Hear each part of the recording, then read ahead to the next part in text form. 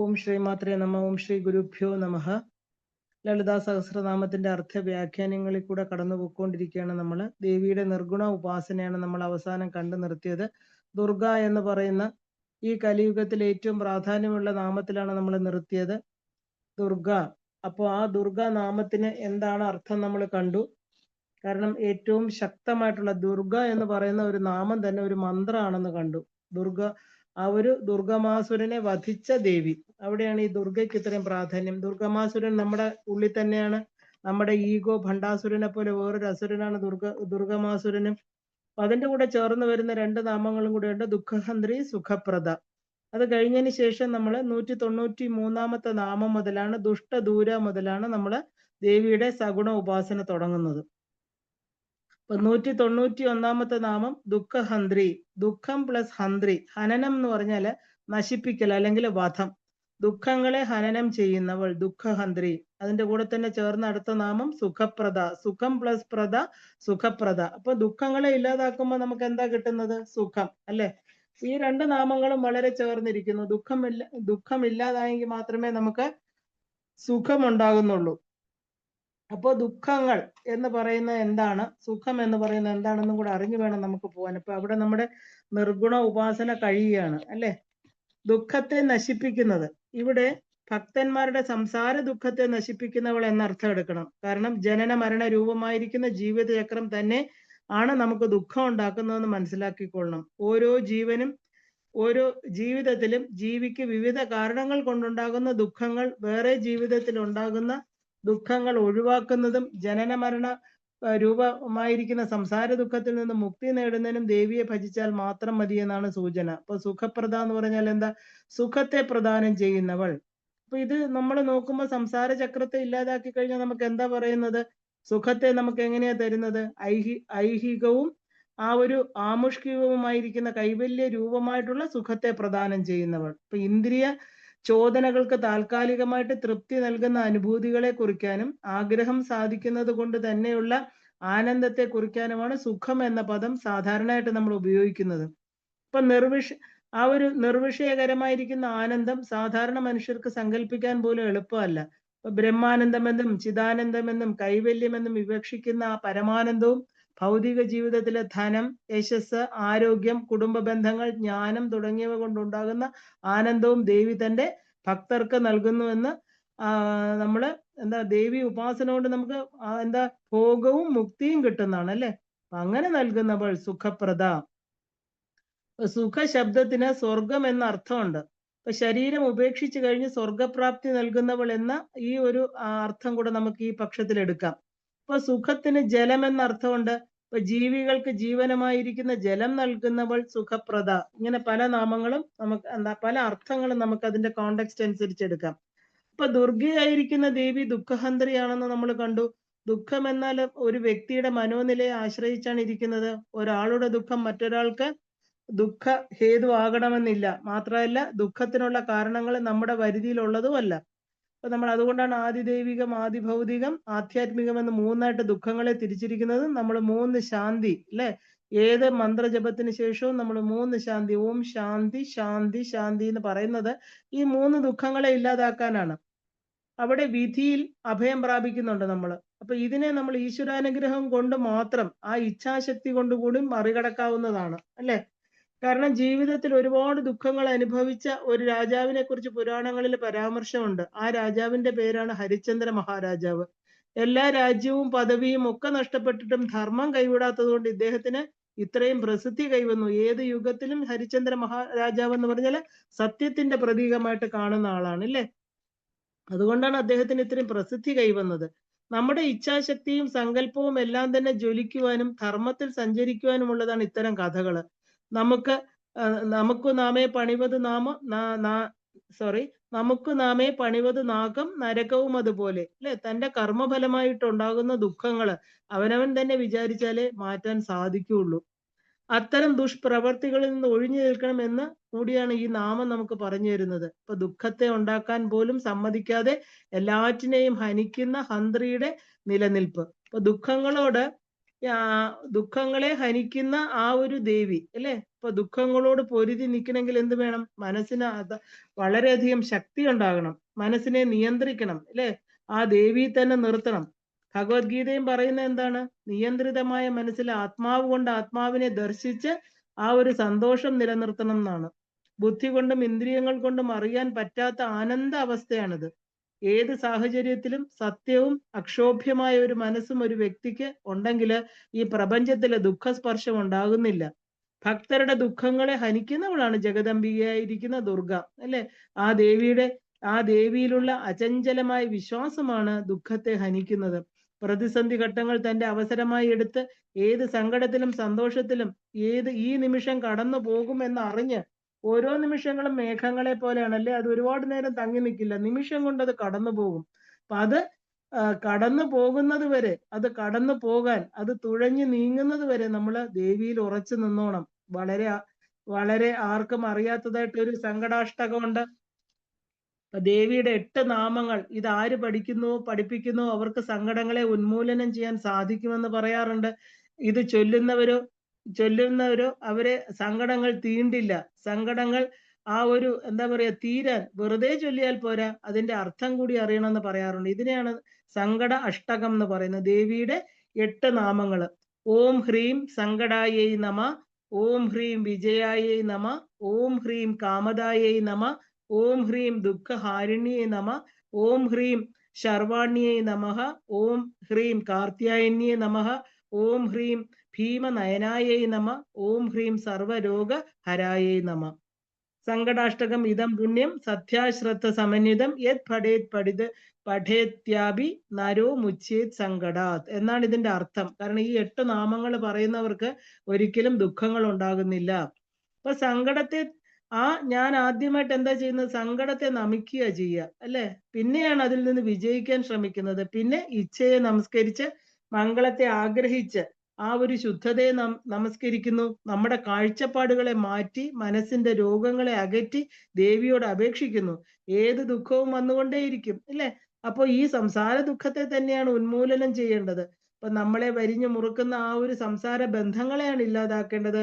ദേവീ ഭജനം ചെയ്യുന്നവർക്ക് ആ ഒരു ദുഃഖങ്ങളെ കാലത്തിലൂടെ ഇല്ലാതാക്കി മായയാകുന്ന മറയെ മാറ്റി അനുഗ്രഹിക്കുന്ന ദേവി ദുഃഖഹന്ത്രി തന്നെയാണ് അല്ലേ. നമുക്ക് അങ്ങനെ ഒരു അമ്മ വേണം നമുക്ക് പറഞ്ഞു തരാൻ. കുഞ്ഞുങ്ങൾക്ക് വഴി അറിയില്ല, കുഞ്ഞുങ്ങൾക്ക് എന്താ ചെയ്യണമെന്ന് അറിയില്ല അല്ലേ. നമ്മുടെ ഉപാസന എന്ന് പറയുന്നത് വളരെ താഴ്ന്ന ഘട്ടത്തിൽ നിന്ന് മുകളിലേക്കുള്ള ഒരു യാത്രയാണ്. ഇപ്പൊ പലതും കടന്നു പോകേണ്ടതായിരിക്കും. ദേവിയുടെ പാദപത്മങ്ങളെ സമാശ്രയിച്ച് അമ്മയുടെ കൈപിടിച്ച് ആ പാദപത്മങ്ങളിൽ ഇരുന്നു കൊണ്ട് വേണം നമുക്ക് ഉയരങ്ങളിലേക്ക് സഞ്ചരിക്കാൻ. ഇല്ലെങ്കിൽ എപ്പോ വേണമെങ്കിലും താഴെ വീണും. ദുഃഖം എന്ന് പറയുന്നത് 2 കർമ്മങ്ങളാണ് നമ്മളിൽ ഉണ്ടാക്കുന്നത്. ഒന്ന്, നമുക്ക് ദേവിയിലുള്ള വിശ്വാസം വർദ്ധിപ്പിക്കും, അത് കടന്നു പോകാൻ സാധിക്കും. ഇല്ലെങ്കിൽ ദേവിയെ അവിശ്വസിക്കും, ഗുരുപരമ്പരയെ അവിശ്വസിക്കും. നമ്മൾ ഇതെല്ലാം മായയാണ്, എന്താ ഞാൻ ഇത്രയും ഭജിച്ചിട്ട് എനിക്ക് ഫലം കിട്ടാത്തതെന്ന് പറഞ്ഞ് നമ്മള് ഉപാസന വിട്ടുപോകും. ഇത് 2 കാര്യങ്ങൾ സംഭവിക്കാം. ദേവിയെ ആശ്രയിച്ചാൽ എന്താ കിട്ടുന്നത്? ആ ഒരു ദുഃഖഹന്ത്രി. പിന്നെ എന്താ അമ്മ തരുന്നത്? സുഖം പ്രദാനം ചെയ്യുന്നവൾ. എന്താ സുഖം? ആ ഒരു സ്വച്ഛത, ഒഴുക്കെന്നൊക്കെ പറയാം നമുക്ക്. ദുഃഖം പോലെ തന്നെ ഒരാളുടെ വികാരപരമാണ് അല്ലെ ആ സുഖവും. ഒരാളുടെ സുഖം വേറൊരാൾക്ക് സുഖമാവണമെന്നില്ല. ഇത് വ്യക്തികൾക്ക് എന്താ പറയാ മാറി മറിഞ്ഞുകൊണ്ടേയിരിക്കും. നമ്മുടെ സുഖം അപരന് ദുഃഖമാകാം. അപ്പൊ ദുഃഖത്തെ ഹനിച്ചാൽ മാത്രം സുഖം ഉണ്ടാകുന്നില്ല, താൽക്കാലികം മാത്രമാണ് അതല്ലേ. വീണ്ടും അടുത്ത ദുഃഖം വരും. അപ്പോൾ മനസ്സിനെ ഉയർന്ന നിലയിലേക്ക് കൊണ്ടുപോകേണ്ടി വരും. അപ്പൊ സത്യത്തിൽ എന്താണ് സുഖം? നിർവാണ സുഖമാണ് ഏറ്റവും ഉയർന്ന സുഖമെന്ന് പണ്ഡിത മതം. അപ്പൊ മരണാനന്തരം കിട്ടുന്ന ഒന്നല്ല നിർവാണ സുഖം എന്ന് പറയുന്നത്. ജീവിച്ചിരിക്കുമ്പോൾ തന്നെ അത് അറിഞ്ഞ് അതാണ് ഏറ്റവും വലിയ മധുരം എന്ന് തിരിച്ചറിയുമ്പോൾ പതുക്കെ പതുക്കെ നമ്മള് ആ സുഖാവസ്ഥയിലേക്ക് ഉയരും. കാരണം താൽക്കാലികമായതൊന്നും നമുക്ക് സുഖം തരുന്നില്ല. ഇന്ന് സുഖമാകുന്നത് നാളെ ദുഃഖമായിട്ട് തീരും അല്ലേ. നമ്മുടെ കുടുംബ ബന്ധങ്ങള് അല്ലെ, നമ്മൾ ആഗ്രഹിക്കുന്ന പണം, കാറ്, പദവി എന്താണെങ്കിലും അത് ഇന്ന് കിട്ടിക്കഴിയുമ്പോൾ നാളെ അത് നമുക്ക് ദുഃഖമായിട്ടോ ആകാം. കാരണം ഇന്ന് സുഖം കിട്ടിയെന്ന് നമുക്ക് തോന്നുന്ന വസ്തുക്കളെല്ലാം എന്താണ്? ജഡിലങ്ങളാണില്ലേ. അതെല്ലാം മാറിക്കൊണ്ടിരിക്കുന്നതാണ്. ഒന്നിനും പെർമനന്റ് ആയ ഒരു സുഖം നമുക്ക് തരാൻ പറ്റുന്നില്ല. അപ്പൊ മനസ്സിന്റെ അവസ്ഥയാണ് സുഖം എന്ന് പറയുന്നത്. സുഖം എന്ന് പറഞ്ഞാൽ ആകാശം. ഇപ്പൊ നമ്മുടെ ചിതാകാശത്തിലിരിക്കുന്ന അമ്മയെ അറിയുമ്പോൾ സ്ഥിരമായിട്ട് നമ്മുടെ ഈ ശരീരത്തിന് ഉടമസ്ഥയായിരിക്കുന്ന ആരാണ്? അഹം ഭവാനി, ഞാൻ ഭവാനി തന്നെയാണെന്നുള്ള അറിവിൽ മാത്രമാണ് നമുക്ക് സ്ഥിരമായിരിക്കുന്ന ഒരു സുഖത്തെ കിട്ടുന്നത്. അപ്പോ ആ സുഖത്തെ അറിയണമെങ്കിൽ എന്ത് വേണം? ഉപാസനയിലൂടെ, അല്ലെങ്കിൽ ദേവീ ഭക്തിയിലൂടെ, കർമ്മത്തിലൂടെ, ജ്ഞാനത്തിലൂടെ ഏത് വഴി വേണമെങ്കിലും സ്വീകരിക്കാം. പടിപ്പടിയായിട്ട് നമ്മള് ആ അമ്മയിലേക്ക് ഉയരണം. ഇപ്പൊ മനോനിയന്ത്രണം കൊണ്ട് മാത്രമേ ദുഃഖമായിരിക്കുന്ന അവസ്ഥയെ തരണം ചെയ്ത് നമുക്ക് സുഖം പ്രാപിക്കാൻ സാധിക്കുള്ളൂ. മനസ്സിന്റെ നിയന്ത്രണ രാഹിത്യമാണ് ദുഃഖത്തിലേക്ക് നമ്മളെ തള്ളിവിടുന്നത്, അല്ലേ? സാധന വഴികളിലൂടെ കിട്ടുന്ന സുഖം ദേവിയുടെ അനുഗ്രഹം മാത്രമാണ്. അല്ലാതെ നമുക്ക് ആരാ അനുഗ്രഹിക്കുന്ന? ഈശ്വര അനുഗ്രഹം കൊണ്ട് മാത്രമേ നമുക്കത് എത്തിച്ചേരാൻ സാധിക്കുള്ളൂ. പുരാണത്തിലൊരു പ്രധാന കഥാപാത്രം ഗാന്ധാരി തന്റെ ദുഃഖങ്ങളെ എല്ലാം തന്നെ നഷ്ടപ്പെടുത്തിയ ആളാണ്, അല്ലേ? ആ ഒരു സുഖങ്ങളൊന്നും തനിക്ക് വേണ്ട. മഹാഭാരതത്തിലെ ഗാന്ധാരി വളരെ പുണ്യമുള്ള ഒരു സ്ത്രീയായിരുന്നു. പക്ഷെ അവരുടെ ദുർവാശി അവരുടെ സുഖങ്ങളെ ഹനിച്ചു എന്ന് മാത്രമല്ല, സ്വകർമ്മവും ധർമ്മവും ചെയ്യാതെ ദുഃഖങ്ങളിൽ ഏറ്റവും വലിയ പുത്രദുഃഖം ഏറ്റുവാങ്ങുകയും ചെയ്ത ദേവിയാണ്. അപ്പൊ ഗാന്ധാരി ദേവി കുരുക്ഷേത്ര യുദ്ധം കഴിഞ്ഞ് തന്റെ മക്കളുടെ മൃതദേഹങ്ങൾ കിടക്കുന്ന യുദ്ധസ്ഥലത്തേക്ക് ശ്രീകൃഷ്ണ ഭഗവാനായിട്ട് എത്തുകയും ആ ഒരു കണ്ണിന്റെ കെട്ട് അവസാനമായി അഴിച്ച് തന്റെ മക്കളുടെ ആ ഒരു സ്ഥിതി കണ്ട് ഹൃദയം പൊട്ടി തന്റെ ആ കണ്ണിന്റെ തിരശീലയുടെ വിടവിലൂടെ ആ ഒരു എന്താ പറയാ ആ ഭഗവാനെ തള്ളവിരൽ കൊണ്ട് ആ ഒരു തള്ളവിരൽ ചൂണ്ടിക്കൊണ്ട് ശപിക്കുന്ന കഥയൊക്കെ നമ്മൾ ആ ഒരു മഹാഭാരതത്തിൽ അറിയാം, അല്ലെ? എന്നാൽ ആർക്കും അധികം അറിയാത്ത ഒരു കഥയുണ്ട് ഗാന്ധാരിയെ പറ്റി. കൃഷ്ണ ഭഗവാനെ ശപിച്ച ശേഷം പലതും പറഞ്ഞ് താൻ അന്ധത സ്വയം വരിച്ചതിനെ കുറ്റപ്പെടുത്തിയും താൻ എന്തൊക്കെ പറഞ്ഞിട്ടുണ്ടോ അത് എല്ലാം തന്നെ ആ ഒരു കൃഷ്ണന്റെ ജ്ഞാനത്തെ ഓർത്തുമൊക്കെ അവർ പശ്ചാത്താപ വിവശയായി പൊട്ടിക്കരഞ്ഞതായിട്ടൊരു കഥയുണ്ട്. അപ്പൊ ആ പൊട്ടിക്കരഞ്ഞ തന്റെ ആ ഒരു കൺശീല തന്നെ ഒന്നുകൂടി അഴിച്ചു മാറ്റിയപ്പോഴാണ് ഗാന്ധാരിക്ക് തന്റെ ചുറ്റും കൂരിരുട്ട് മാത്രമാണെന്ന് തിരിച്ചറിഞ്ഞത്. അപ്പൊ താൻ ശരിക്കും അന്ധയായ വിവരം, ഇതുവരെ തനിക്ക് കാഴ്ചശക്തി ഉണ്ടെന്നായിരുന്നു പതിവ്രതയായിരിക്കുന്ന താൻ ആ ഒരു പതിയായ ധൃതരാഷ്ട്രക്ക് വേണ്ടി കണ്ണുകെട്ടി ആ ഒരു ധാർമ്മികമായിട്ടുള്ള ഉത്തരവാദിത്വത്തിൽ നിന്ന് ഒഴിഞ്ഞു മാറി ജീവിച്ചു എന്നൊക്കെ സ്വയം ഒരു അഹങ്കാരം ഗാന്ധാരിക്ക് ഉണ്ടായിരുന്നു. ഇപ്പൊ യഥാർത്ഥമായിട്ട് തനിക്ക് അന്ധത കൈവരിച്ചു എന്ന് തിരിച്ചറിഞ്ഞപ്പോ അവര് കൃഷ്ണ കൃഷ്ണ എന്ന് വിലപിക്കുകയാണ്. കാരണം സ്ഥിരമായിട്ട് അന്ധത വരിച്ച അവര് കാലക്രമേണ അന്ധയായിട്ട് തീർന്നു എന്നർത്ഥം. അപ്പൊ ഭഗവാൻ ഗാന്ധാരിയെ ചേർത്ത് നിർത്തി പറഞ്ഞു, അമ്മ എപ്പോ പ്രകാശത്തിൽ നിന്ന് അകന്നോ അപ്പോ തന്നെ പ്രകാശം വിട്ടുപോകാനും തുടങ്ങി. അമ്മയുടെ ആദ്യ പുത്രൻ ജനിച്ചപ്പോഴുണ്ടായ ആ ഒരു ഇടിവെട്ടിൽ അപ്പോൾ തന്നെ കാഴ്ചശക്തി പൂർണ്ണമായി അമ്മയ്ക്ക് നശിച്ചിരുന്നു. ഗാന്ധാരി വിശ്വസിച്ചില്ല. താൻ ദുര്യോധനനെ കണ്ടതായും യുദ്ധഭൂമി കണ്ടതായും ഒക്കെ എടുത്തെടുത്ത് പറഞ്ഞു. അപ്പൊ ഭഗവാൻ പറഞ്ഞു, അമ്മേ അതൊക്കെ കണ്ടത് എന്റെ കണ്ണിലൂടെ ആയിരുന്നു. അവിടെയാണ് സത്യം, അല്ലേ? എല്ലാവരുടെയും ഉള്ളിൽ ആത്മാവായിട്ടിരിക്കുന്ന ഭഗവാനിലൂടെ അവരുടെ തന്റെ അകക്കണ്ണിലൂടെയാണ് ഈ കാഴ്ചകളെല്ലാം കണ്ടത്. അപ്പോൾ ഞാനായിരുന്നു വെളിച്ചമായിട്ട് അപ്പോൾ അമ്മയ്ക്ക് സഹായം ചെയ്തിരുന്നത്. പക്ഷെ എന്നെ അപ്പോൾ ശപിച്ചുകൊണ്ടിരുന്നു അമ്മ. അപ്പോൾ മുതൽ എനിക്ക് അമ്മയെ സഹായിക്കാൻ പറ്റാതായി. കാരണം ആ ഒരു സഹായിക്കാൻ സാധിക്കാതെ വന്നത് എന്താ? ആ ഒരു കൃഷ്ണനെ പൂർണ്ണമായിട്ട് തന്റെ ശത്രുവായിട്ട് അമ്മ കണ്ടു. ഇപ്പൊ പൂർണ്ണ അന്ധത തിരിച്ചറിഞ്ഞതും അപ്പോഴാണ്.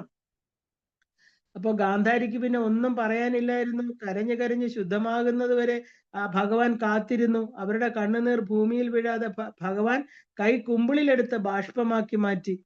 അപ്പൊ ഭഗവാൻ ശാന്തനായിരുന്നു. പ്രകൃതിയുടെ വരദാനങ്ങൾ നിഷേധിക്കുന്നത് ആ ശക്തിയെ നിന്ദിക്കലാണ്. ഗാന്ധാരി ചെയ്തതും അതാണ്.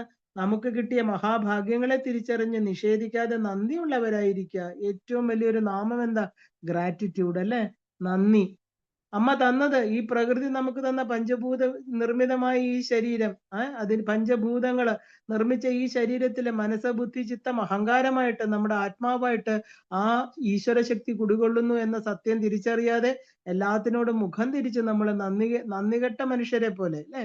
മനുഷ്യർക്ക് മാത്രമേ നന്ദികേട് പറ്റുള്ളൂ. മൃഗങ്ങൾക്കെല്ലാം നന്ദിയുണ്ട്, അല്ലെ? അവരൊരിക്കലും പ്രകൃതിയെ മിസ്യൂസ് ചെയ്യാറില്ല. മനുഷ്യനോ എല്ലാം തന്ന ഭഗവാനെ നിരാകരിച്ചുകൊണ്ട് തെറ്റായിട്ടുള്ള കാര്യങ്ങൾ ചെയ്ത് പ്രകൃതിയെ ഇല്ലാതാക്കി ഒരു വാക്കുപോലും നന്ദി പറയാതെ ഈ പ്രപഞ്ചാതീതയായിട്ടും പ്രപഞ്ചമായിട്ടിരിക്കുന്ന അമ്മയ്ക്ക് ഒരു നന്ദി വാക്ക് പറയാതെ ഒരിറ്റ് ജലം കുടിക്കുമ്പോ, അല്ലെ, ഒരു ഭക്ഷണം കഴിക്കുമ്പോ നമ്മുടെ ഉള്ളിൽ ഇരിക്കുന്ന ആത്മാവിന് അത് നേദിക്കാതെ ഇരിക്കുന്ന ഒരേ ഒരു വർഗമേ ഉള്ളൂ.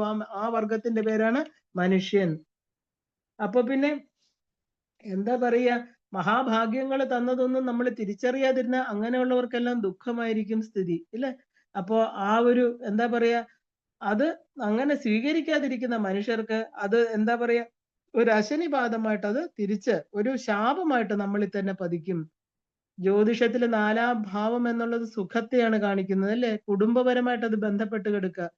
അപ്പൊ ആ കുടുംബം എന്ന് പറഞ്ഞാൽ എന്താ? അച്ഛൻ, അമ്മ, കുടുംബം, സഹോദരൻ, സഹോദരൻ. നല്ല അച്ഛൻ, അമ്മ, കുടുംബമൊക്കെ കിട്ടുന്ന എന്താ? ഈശ്വരാനുഗ്രഹം കൊണ്ടാണ്. അപ്പൊ കുടുംബിനിയായിട്ടുള്ള ദേവിയുടെ അനുഗ്രഹം ഉണ്ടെങ്കിൽ മാത്രമേ നമുക്ക് കുടുംബ സുഖങ്ങൾ ഉണ്ടാകൂ എന്ന് പറയാറുണ്ട്. അപ്പൊ നമ്മൾ ഈ ദുർഗ എന്നുള്ള നാമത്തിനോട് ചേർന്ന് ദേവിയുടെ എന്താ പറയാ ആ ഒരു നിർഗുണ ഉപാസന ഇവിടെ സമാപിക്കുകയാണ്. അത് അപ്പോ ദേവി ആ ഒരു സുഖപ്രദ അല്ലെ? അപ്പൊ സുഖപ്രദ എന്നുള്ള നാമം കൊണ്ട് ദുഃഖഹന്ത്രി സുഖപ്രദ. അപ്പൊ അത് കഴിഞ്ഞ് അടുത്ത നാമം 193 നാമം മുതൽ നമ്മൾ കണ്ടു. അടുത്ത ദേവിയുടെ സഗുണോപാസന തുടങ്ങുകയാണ്. ഇപ്പൊ 193 നാമം ദുഷ്ടദൂര. നമുക്ക് 2-3 നാമങ്ങൾ ചേർന്ന് അർത്ഥം പറഞ്ഞു പോകുന്നതായിരിക്കും എളുപ്പം തോന്നുന്നു. കാരണം ഓരോ നാമത്തിലും നമ്മൾ നാമത്തിന്റെ ഏതാണ് നാമം എന്ന് പറയുമെങ്കിലും ആ ഒരു മൊത്തത്തിൽ പോകുമ്പോഴാണ് നമുക്കത് കേൾക്കാൻ ഒരു സുഖമുള്ളത്. അപ്പൊ ദുഷ്ടദൂര, ദുരാചാര ശമനി, ദോഷവർജിത, ഈ 3 നാമങ്ങൾ നമുക്ക് നോക്കാം. ദുഷ്ടദൂര എന്നുള്ള 193 നാമം ദുഷ്ടന്മാർക്ക് ദൂരെയായിട്ടുള്ളവൾ, സമീപിക്കാൻ പറ്റാത്തവൾ, ദുഷ്ടന്മാരെ നശിപ്പിക്കുന്നവൾ എന്ന വ്യാഖ്യാനം. അപ്പൊ ദുഷിച്ച മനസ്സ്, ആരാ ദുഷ്ടൻ എന്ന് പറഞ്ഞാൽ ദുഷിച്ച മനസ്സും പെരുമാറ്റവും ഉള്ളവരെയാണ് നമ്മൾ ദുഷ്ടന്മാർ. കാരണം ക്രൂര കർമ്മങ്ങൾ ചെയ്യുന്നവര്, ധർമ്മചിന്തയില്ലാതെ പ്രവർത്തിക്കുന്നവര്, ഈ കൂട്ടത്തിൽ ഉള്ള എല്ലാം ഈ കൂട്ടത്തിൽ വരും. ഇങ്ങനെയുള്ളവർക്ക് ദേവിയെ പ്രാപിക്കാൻ ഒരു ജന്മത്തിലും സാധ്യമല്ല. വളരെ ക്ലിയർ ആയിട്ട് പറയുന്നുണ്ട് അല്ലെ? അപ്പൊ ഈ നാമം അതാണ് സൂചിപ്പിക്കുന്നത്. ദുഷ്ടന്മാരെ അകറ്റി നിർത്തുന്നവൾ, ദുഷ്ടന്മാരെ ശിഷ്ടരാക്കാൻ അവസാനം ഭണ്ഡാസുരനെയൊക്കെ വധിക്കാൻ അമ്മ തന്നെ വരുന്നുണ്ട് അല്ലെ? എത്രയോ രാക്ഷസന്മാരെ വധിക്കാനായിട്ട് ദേവി മഹാത്മ്യത്തിലും ദുർഗയായിട്ടും ലളിതാ ത്രിപുരസുന്ദരിയായിട്ടും ഭദ്രകാളിയായിട്ടും ഒക്കെ അമ്മ എത്ര രൂപങ്ങളാ എടുക്കുക. ഈ ദുഷ്ടന്മാരെ ഇല്ലാതാക്കി അവരെ അത് അത്രയും ഉയർന്ന ഉപാസകരായി കഴിയുമ്പോഴാണ് അവർക്ക് പിന്നെയും ഒരു ദുർഗുണം ബാക്കി നിൽക്കണമെങ്കിൽ ദേവി വന്ന്, അത് ഈഗോയാണ് അല്ലെ? അഹം മമ. അപ്പൊ ഇതിനെ ഇല്ലാതാക്കാനാണ് ദേവി വരുന്നത്. അപ്പൊ ദുരാചാര ശമിനി, ദുരാചാരങ്ങളെ ശമിപ്പിക്കുന്നവൾ. അപ്പൊ സമൂഹത്തിലെ കാലഗതി കൊണ്ട് ധർമ്മച്യുതി സംഭവിക്കും. അപ്പോ എപ്പോഴാണോ ദുരാചാരങ്ങൾ ധർമാചരണത്തിന്റെ സ്ഥാനത്ത് കടന്നു വരുന്നത്, വ്യക്തി ജീവിതത്തിലും പല കാരണങ്ങൾ കൊണ്ട് ദുരാചാരങ്ങൾ സ്ഥാനം പിടിക്കും. അപ്പൊ ധർമ്മ സംസ്ഥാപനത്തിന് വേണ്ടി പല രൂപത്തിൽ ആവിർഭവിച്ച് ദുരാചാരങ്ങളെ ശമിപ്പിക്കുന്നതും അമ്മ തന്നെയാണ്. ധർമ്മനീതിയെ അമ്മ പുനഃസ്ഥാപിക്കും. ഇത് തന്നെയല്ലേ ഭഗവത്ഗീതയിൽ ഭഗവാൻ പറയുന്നത്? എപ്പോഴാണോ ഈ പ്രപഞ്ചത്തില് ദുരാചാരങ്ങൾ വർദ്ധിക്കുന്നത്, അപ്പൊ എന്താ? ഞാൻ തീർച്ചയായിട്ടും അവതരിക്കും. സംഭവാമി യുഗേ യുഗേ. അത് സംഭവിക്കും. എല്ലാ യുഗങ്ങളിലും ഞാൻ ആ ദുഷ്ടന്മാരെ ഇല്ലാതാക്കാൻ ഞാൻ അവതരിക്കും. അപ്പൊ ദേവിയും ഭഗവാനും തമ്മിൽ എന്താ വ്യത്യാസം? കൃഷ്ണനും കാളിയും ലളിതാ ത്രിപുര സുന്ദരിയും വിഷ്ണുവും ഒന്നും വേറെയല്ല, എല്ലാം ഒരേ ശക്തി തന്നെയാണ്. അപ്പൊ തന്റെ ഭക്തന്മാര് ദുരാചാരങ്ങൾക്ക് വശംവദരാകാതെ അവരെ ദേവി സംരക്ഷിച്ചുകൊള്ളും. അപ്പൊ അടുത്ത നാമം ദോഷവർജിത, ദോഷങ്ങളെ വർജിച്ചവൾ. അപ്പൊ ദോഷങ്ങൾ ഇല്ലാത്തവൾ. എന്താണ് നമ്മുടെ ദോഷങ്ങള്? രാഗദ്വേഷങ്ങൾ അല്ലെ? പ്രധാനപ്പെട്ട രണ്ട് നമ്മൾ പറയാം, രാഗദ്വേഷ മതമാത്സര്യങ്ങൾ എന്നൊക്കെ പറയും. നമ്മുടെ ഷഡ് ചക്രങ്ങളിൽ ഷഡ് ദോഷങ്ങളുണ്ട്. അപ്പൊ രാഗദ്വേഷം, മതം, മാത്സര്യം തുടങ്ങിയ ദോഷങ്ങളെ ഒന്നും ഇല്ലാത്തവൾ, അത്തരം ദോഷങ്ങളിൽ നിന്ന് തന്റെ ഭക്തരെ സംരക്ഷിക്കുന്നവൾ എന്ന് നമുക്ക് പറയാം. ഈ നാമങ്ങളൊക്കെ ദേവിയെ നമ്മൾ ജപിക്കുമ്പോൾ ഈ ദോഷങ്ങളൊക്കെ നമ്മളിൽ നിന്ന് വിട്ടുപോകണം അല്ലേ? അപ്പൊ ദുഷ്ടദൂര, ദുഷ്ടതയ്ക്കപ്പുറം വാഴുന്നവൾ, ദുഷിച്ച ആചാരങ്ങളെ ശമിപ്പിച്ച് ശാന്തി നൽകുന്നവൾ, ദോഷങ്ങൾക്ക് അതായത് മാലിന്യങ്ങൾക്ക് അപ്പുറം നിൽക്കുന്നവൾ, ദോഷം കലർന്നവരെ അടുപ്പിക്കാത്തവൾ. കാരണം ദോഷം എന്ന് പറഞ്ഞാൽ പ്രധാനമായിട്ട് നമ്മൾ ചിന്തിക്കേണ്ടത് ദേവിയെ ഉപാസിക്കാൻ, ദേവിയോട് താല്പര്യമില്ലാത്ത മാനസിക നിലയുള്ളവരെന്ന് പറയാം അല്ലെ? അങ്ങനെയുള്ളവർക്കല്ലേ അവർക്ക് ദേവിയെ എന്താ പറയാ ചിന്തിക്കാനോ ഇങ്ങനെ ഒരു മഹാശക്തി ഉണ്ടെന്ന് തെറ്റ് ചെയ്യാൻ യാതൊരു ഭയവും ഇല്ലാത്തവർ. അവര് ദേവിയൊന്നും എന്താ പറയാ വലിയ കാര്യമായിട്ട് വെച്ചിട്ടില്ല. തനിക്ക് എല്ലാം സാധിക്കും ഇല്ലേ? ആ ഒരു മൈറ്റ് ഈസ് റൈറ്റ്, നമ്മുടെ ശരീരബലം, ധനം, ഇതെല്ലാം കൊണ്ട് എനിക്ക് എന്തും ചെയ്യാൻ പറ്റുന്നുള്ളൊരു അഹങ്കാരമുള്ളവൾ. ഇപ്പൊ ദുഷ്ടതയിൽ നിന്ന് ദൂരെയായിട്ടുള്ള ശക്തിയാണ് ദുഷ്ടദൂര. സുഖപ്രദയായിട്ടിരിക്കുന്നവൾ, ദുഷ്ടരെ ദൂരീകരിക്കണമെന്ന് അർത്ഥം. കാരണം ആ ഒരു സ്വന്തം ആത്മാവിനെ വഞ്ചിച്ചുകൊണ്ട് എല്ലാ പ്രവൃത്തിയും ദുഷ്ടതയാണ്. എന്നാൽ നമ്മുടെ ആത്മാവ് ഇതിനെല്ലാം സാക്ഷിയാണ്. നമ്മളിനി എത്രയൊക്കെ പ്രകടനങ്ങൾ ചെയ്താലും, പൂജാമുറിയിലുള്ളിൽ നന്നായിട്ടിരുന്നാലും, അമ്പലങ്ങളിൽ പോകുമ്പോൾ നല്ല മുഖം മൂടി ധരിച്ചാലും അല്ലെ, ക്ഷേത്ര ദർശനം നല്ല കുളിച്ച് നല്ല വസ്ത്രങ്ങളൊക്കെ ധരിച്ച് നെറ്റിയിൽ ചന്ദനപ്പൊട്ടൊക്കെ ഇട്ട് പോയി തിരിച്ചു വന്നു എന്ത് കർമ്മമാണ് ചെയ്യുന്നത്? ഈ ആ ക്ഷേത്രത്തിലിരിക്കുന്ന ക്ഷേത്രജ്ഞനായിരിക്കുന്ന ഭഗവാന് അല്ലെങ്കിൽ പൂജാമുറിയിൽ ഇരിക്കുന്ന അമ്മയ്ക്ക് ഇതൊന്നും കാണാൻ പറ്റില്ലെന്നാണോ നമ്മുടെ ധാരണ? നമ്മുടെ ഉള്ളിൽ സദാ ജാഗരൂപയായിട്ട് സദാ ഉണർന്ന് എല്ലാ കർമ്മങ്ങൾക്കും സാക്ഷിയായിട്ട് നിൽക്കുന്ന ആ ഒരു മനസ്സാക്ഷി, ഇതിനെയാണ് നമ്മൾ എന്താ പറയുക സെൽഫ് എന്ന് പറയുന്നത്. സെൽഫ് റിയലൈസേഷൻ എന്ന് പറഞ്ഞാൽ ഈ ഒരു സെൽഫ് ഉണ്ടെന്ന് അറിയുന്നത് തന്നെ, ആത്മാവ് ഈശ്വരനാണെന്ന് അറിയുന്നതിന് ആ ഈശ്വരനാണ് എല്ലാത്തിനും സാക്ഷി, അല്ലെ? ഇപ്പൊ സ്വന്തം ആത്മാവിനെ വഞ്ചിച്ചുകൊണ്ടുള്ള എല്ലാ പ്രവൃത്തിയും ദുഷ്ടത തന്നെയാണ്. ഇപ്പൊ ദുഷ്ടപ്രവൃത്തി ചെയ്യുന്നവർക്ക് അപ്രാപ്തിയാണ് ദേവി എന്ന് പറയണു. ഇതാ നമ്മൾ പറയുന്നതല്ല, വശന്യാദി വാഗ്ദേവതകൾ പറയണു അങ്ങനെയുള്ളവർക്ക് ദേവിയുടെ 7 അയലത്ത് ചെല്ലാൻ പറ്റില്ല. അങ്ങനെയുള്ളവർക്ക് തന്റെ ഉള്ളിലെ ദേവീ ശക്തിയെ ഒരിക്കലും തിരിച്ചറിയാൻ സാധ്യമല്ല. എങ്ങോ ഇരിക്കുന്ന ശക്തിയല്ല നമ്മളെ ദുഷ്ടരിൽ നിന്ന് അകറ്റുന്നത്, നമ്മുടെ ഉള്ളിലെ തന്നെ ശക്തിയാണ്, ഇല്ലേ? അപ്പൊ ചിത്തത്തെ അറിയുന്നവന് ദുഷ്ടനാകാൻ സാധ്യമല്ല. ദേവി ഭാഗവതം പറയുന്നു, ദുഷ്ടരും കുതർക്ക പ്രേമികളുമായവര് വിശ്വജനനിയായ ദേവിയെ ഒരിക്കലും അറിയുന്നില്ല എന്ന്. അപ്പൊ ദേവി അവർക്ക് എന്നും അപ്രാപ്യയുമാണ്.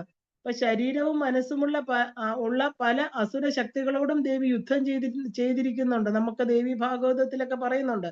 അതിൽ പ്രധാനമായ ദുഷ്ടാസുരൻ മനുഷ്യരില് ദുഷ്ടത വളർത്തി അത് എന്താ പറയാ അവരെ തന്നെ നശിപ്പിക്കുകയാണ് ചെയ്തുകൊണ്ടിരുന്നത്. ഇപ്പൊ കാലകേയനാണ് ഇയാളെ സൃഷ്ടിച്ചത്.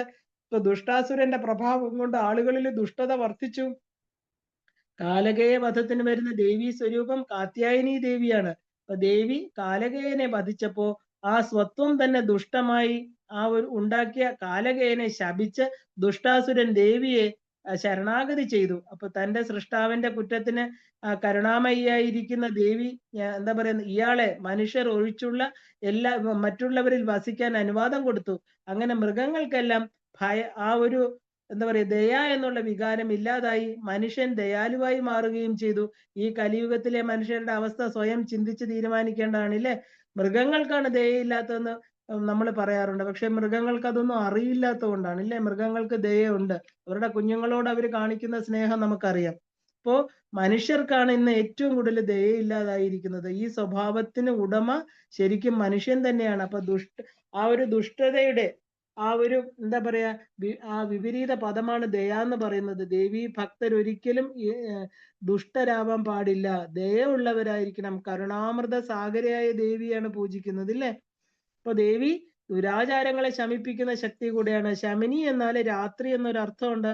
ദുരാചാരങ്ങൾക്കും ദുരാചാരികൾക്കും ഇരുട്ടാണ് മറയായിരിക്കുന്നത്, അല്ലെ? വെളിച്ചം അവരുടെ സ്വപ്നത്തിൽ പോലും ഇല്ല. അപ്പൊ സൂര്യപ്രകാശമില്ലാതെ ജീവികൾക്ക് എത്ര കാലം വേണമെങ്കിലും ജീവിക്കാൻ സാധിക്കും. അതുപോലെ ജ്ഞാനപ്രകാശമില്ലാത്തവർക്കും ആ ഒരു എന്താ പറയാ നിത്യ അന്ധകാരമാണ് ഫലം. ആചാരം എന്ന വാക്കിന് ശീലങ്ങള്, ആ ഒരു പാരസ്പര്യം, മര്യാദ, ശീലങ്ങൾ എന്നൊക്കെ അർത്ഥം എടുക്കുമ്പോൾ അതിനെയാണ് ഇല്ലാതാക്കുന്ന ദേവിയുടെ ഭാവം എന്നർത്ഥം. അപ്പൊ ദുരാചാര ശമനി. അപ്പൊ ആചാരങ്ങളെ സദാചാരം, ദുരാചാരം, അനാചാരം എന്നിങ്ങനെ മൂന്നായിട്ട് തിരിച്ചിട്ടുണ്ട്. ഔചിത്യപൂർണമായിട്ട് നല്ല പെരുമാറ്റമാണ് സദാചാരം. അത് സ്വയം ഉദ്ധരിക്കുക മാത്രമല്ല സമൂഹത്തെ ഉദ്ധരിക്കുകയും ചെയ്യുന്നുണ്ട്. ആവശ്യമില്ലാത്ത സ്വഭാവങ്ങളും ആചാരങ്ങളുമാണ് അനാചാരം എന്ന് പറയുന്നത്. അപ്പൊ ഒന്നിന്റെയും അർത്ഥമറിയാതെ ആരെങ്കിലും ചെയ്താൽ അതിനെ അനാചാരം എന്ന് പറയണു. അതൊക്കെ വേറെ ഒന്നിന് ദോഷം വരുത്തുന്നില്ല. എന്നാൽ ദുരാചാരം അങ്ങനെയല്ല, മനസ്സിനും ശരീരത്തിനും നാശമുണ്ടാക്കി ആത്മനാശത്തിനത് കാരണമാകുന്നു. അപ്പൊ അത് ചുറ്റുമുള്ളവരെയും സമൂഹത്തെയും നശിപ്പിക്കുന്നു. അതുകൊണ്ട് തന്നെ അവയെ ശമിപ്പിക്കുക എന്നത് ഓരോ വ്യക്തിയുടെയും കടമയാണ്. അപ്പൊ എന്നാൽ മാത്രമേ ആത്മചൈതന്യത്തെ തിരിച്ചറിയാൻ സാധിക്കുന്നുള്ളൂ.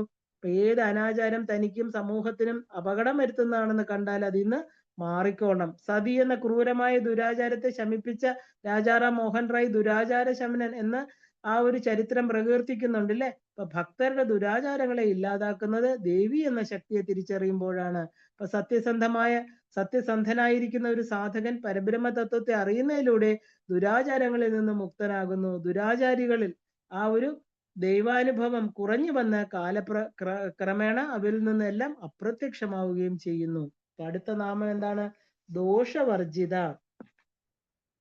അപ്പൊ ദോഷങ്ങളെ വർജിക്കുന്നവൾ, കാരണം ദോഷങ്ങളെ ഇല്ലാതാക്കുന്നവൾ. നമ്മൾ കണ്ടു ആ ഒരു രാഗദ്വേഷങ്ങളെ എല്ലാം ഇല്ലാതാക്കുന്നവളാണ് ദേവി. അപ്പൊ ദോഷങ്ങൾ വർജിക്കുന്ന ശക്തി. അപ്പൊ ദുരാചാരങ്ങളും അനാചാരങ്ങളും ഇല്ലാതിരുന്നാൽ പിന്നെ എന്താ? ജീവിതം ദോഷരഹിതമായിട്ട് തീരുമല്ലേ?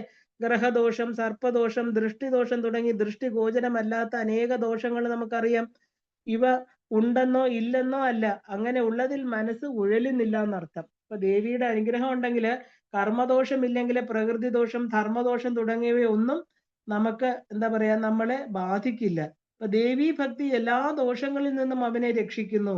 അപ്പൊ അഥവാ ആ ഒരു ചെയ്യുന്നതിൽ നിന്ന് പിന്മാറ്റുന്നു. അപ്പൊ ഇങ്ങനെ സത്കർമ്മങ്ങൾ ചെയ്ത് കർമ്മനിരതനായി രാഗദ്വേഷങ്ങളെ നിയന്ത്രിച്ച് അവ ബാധിക്കാതെ നിരന്തരമായിട്ടുള്ള സാധനയ്ക്കും ചിട്ടയോടുകൂടി ജീവിക്കുകയും ചെയ്യുന്ന ഒരു ഭക്തനെ ദേവി സദാ അനുഗ്രഹിച്ചുകൊണ്ടിരിക്കും, അവനെ കാത്തുരക്ഷിക്കുകയും ചെയ്യും.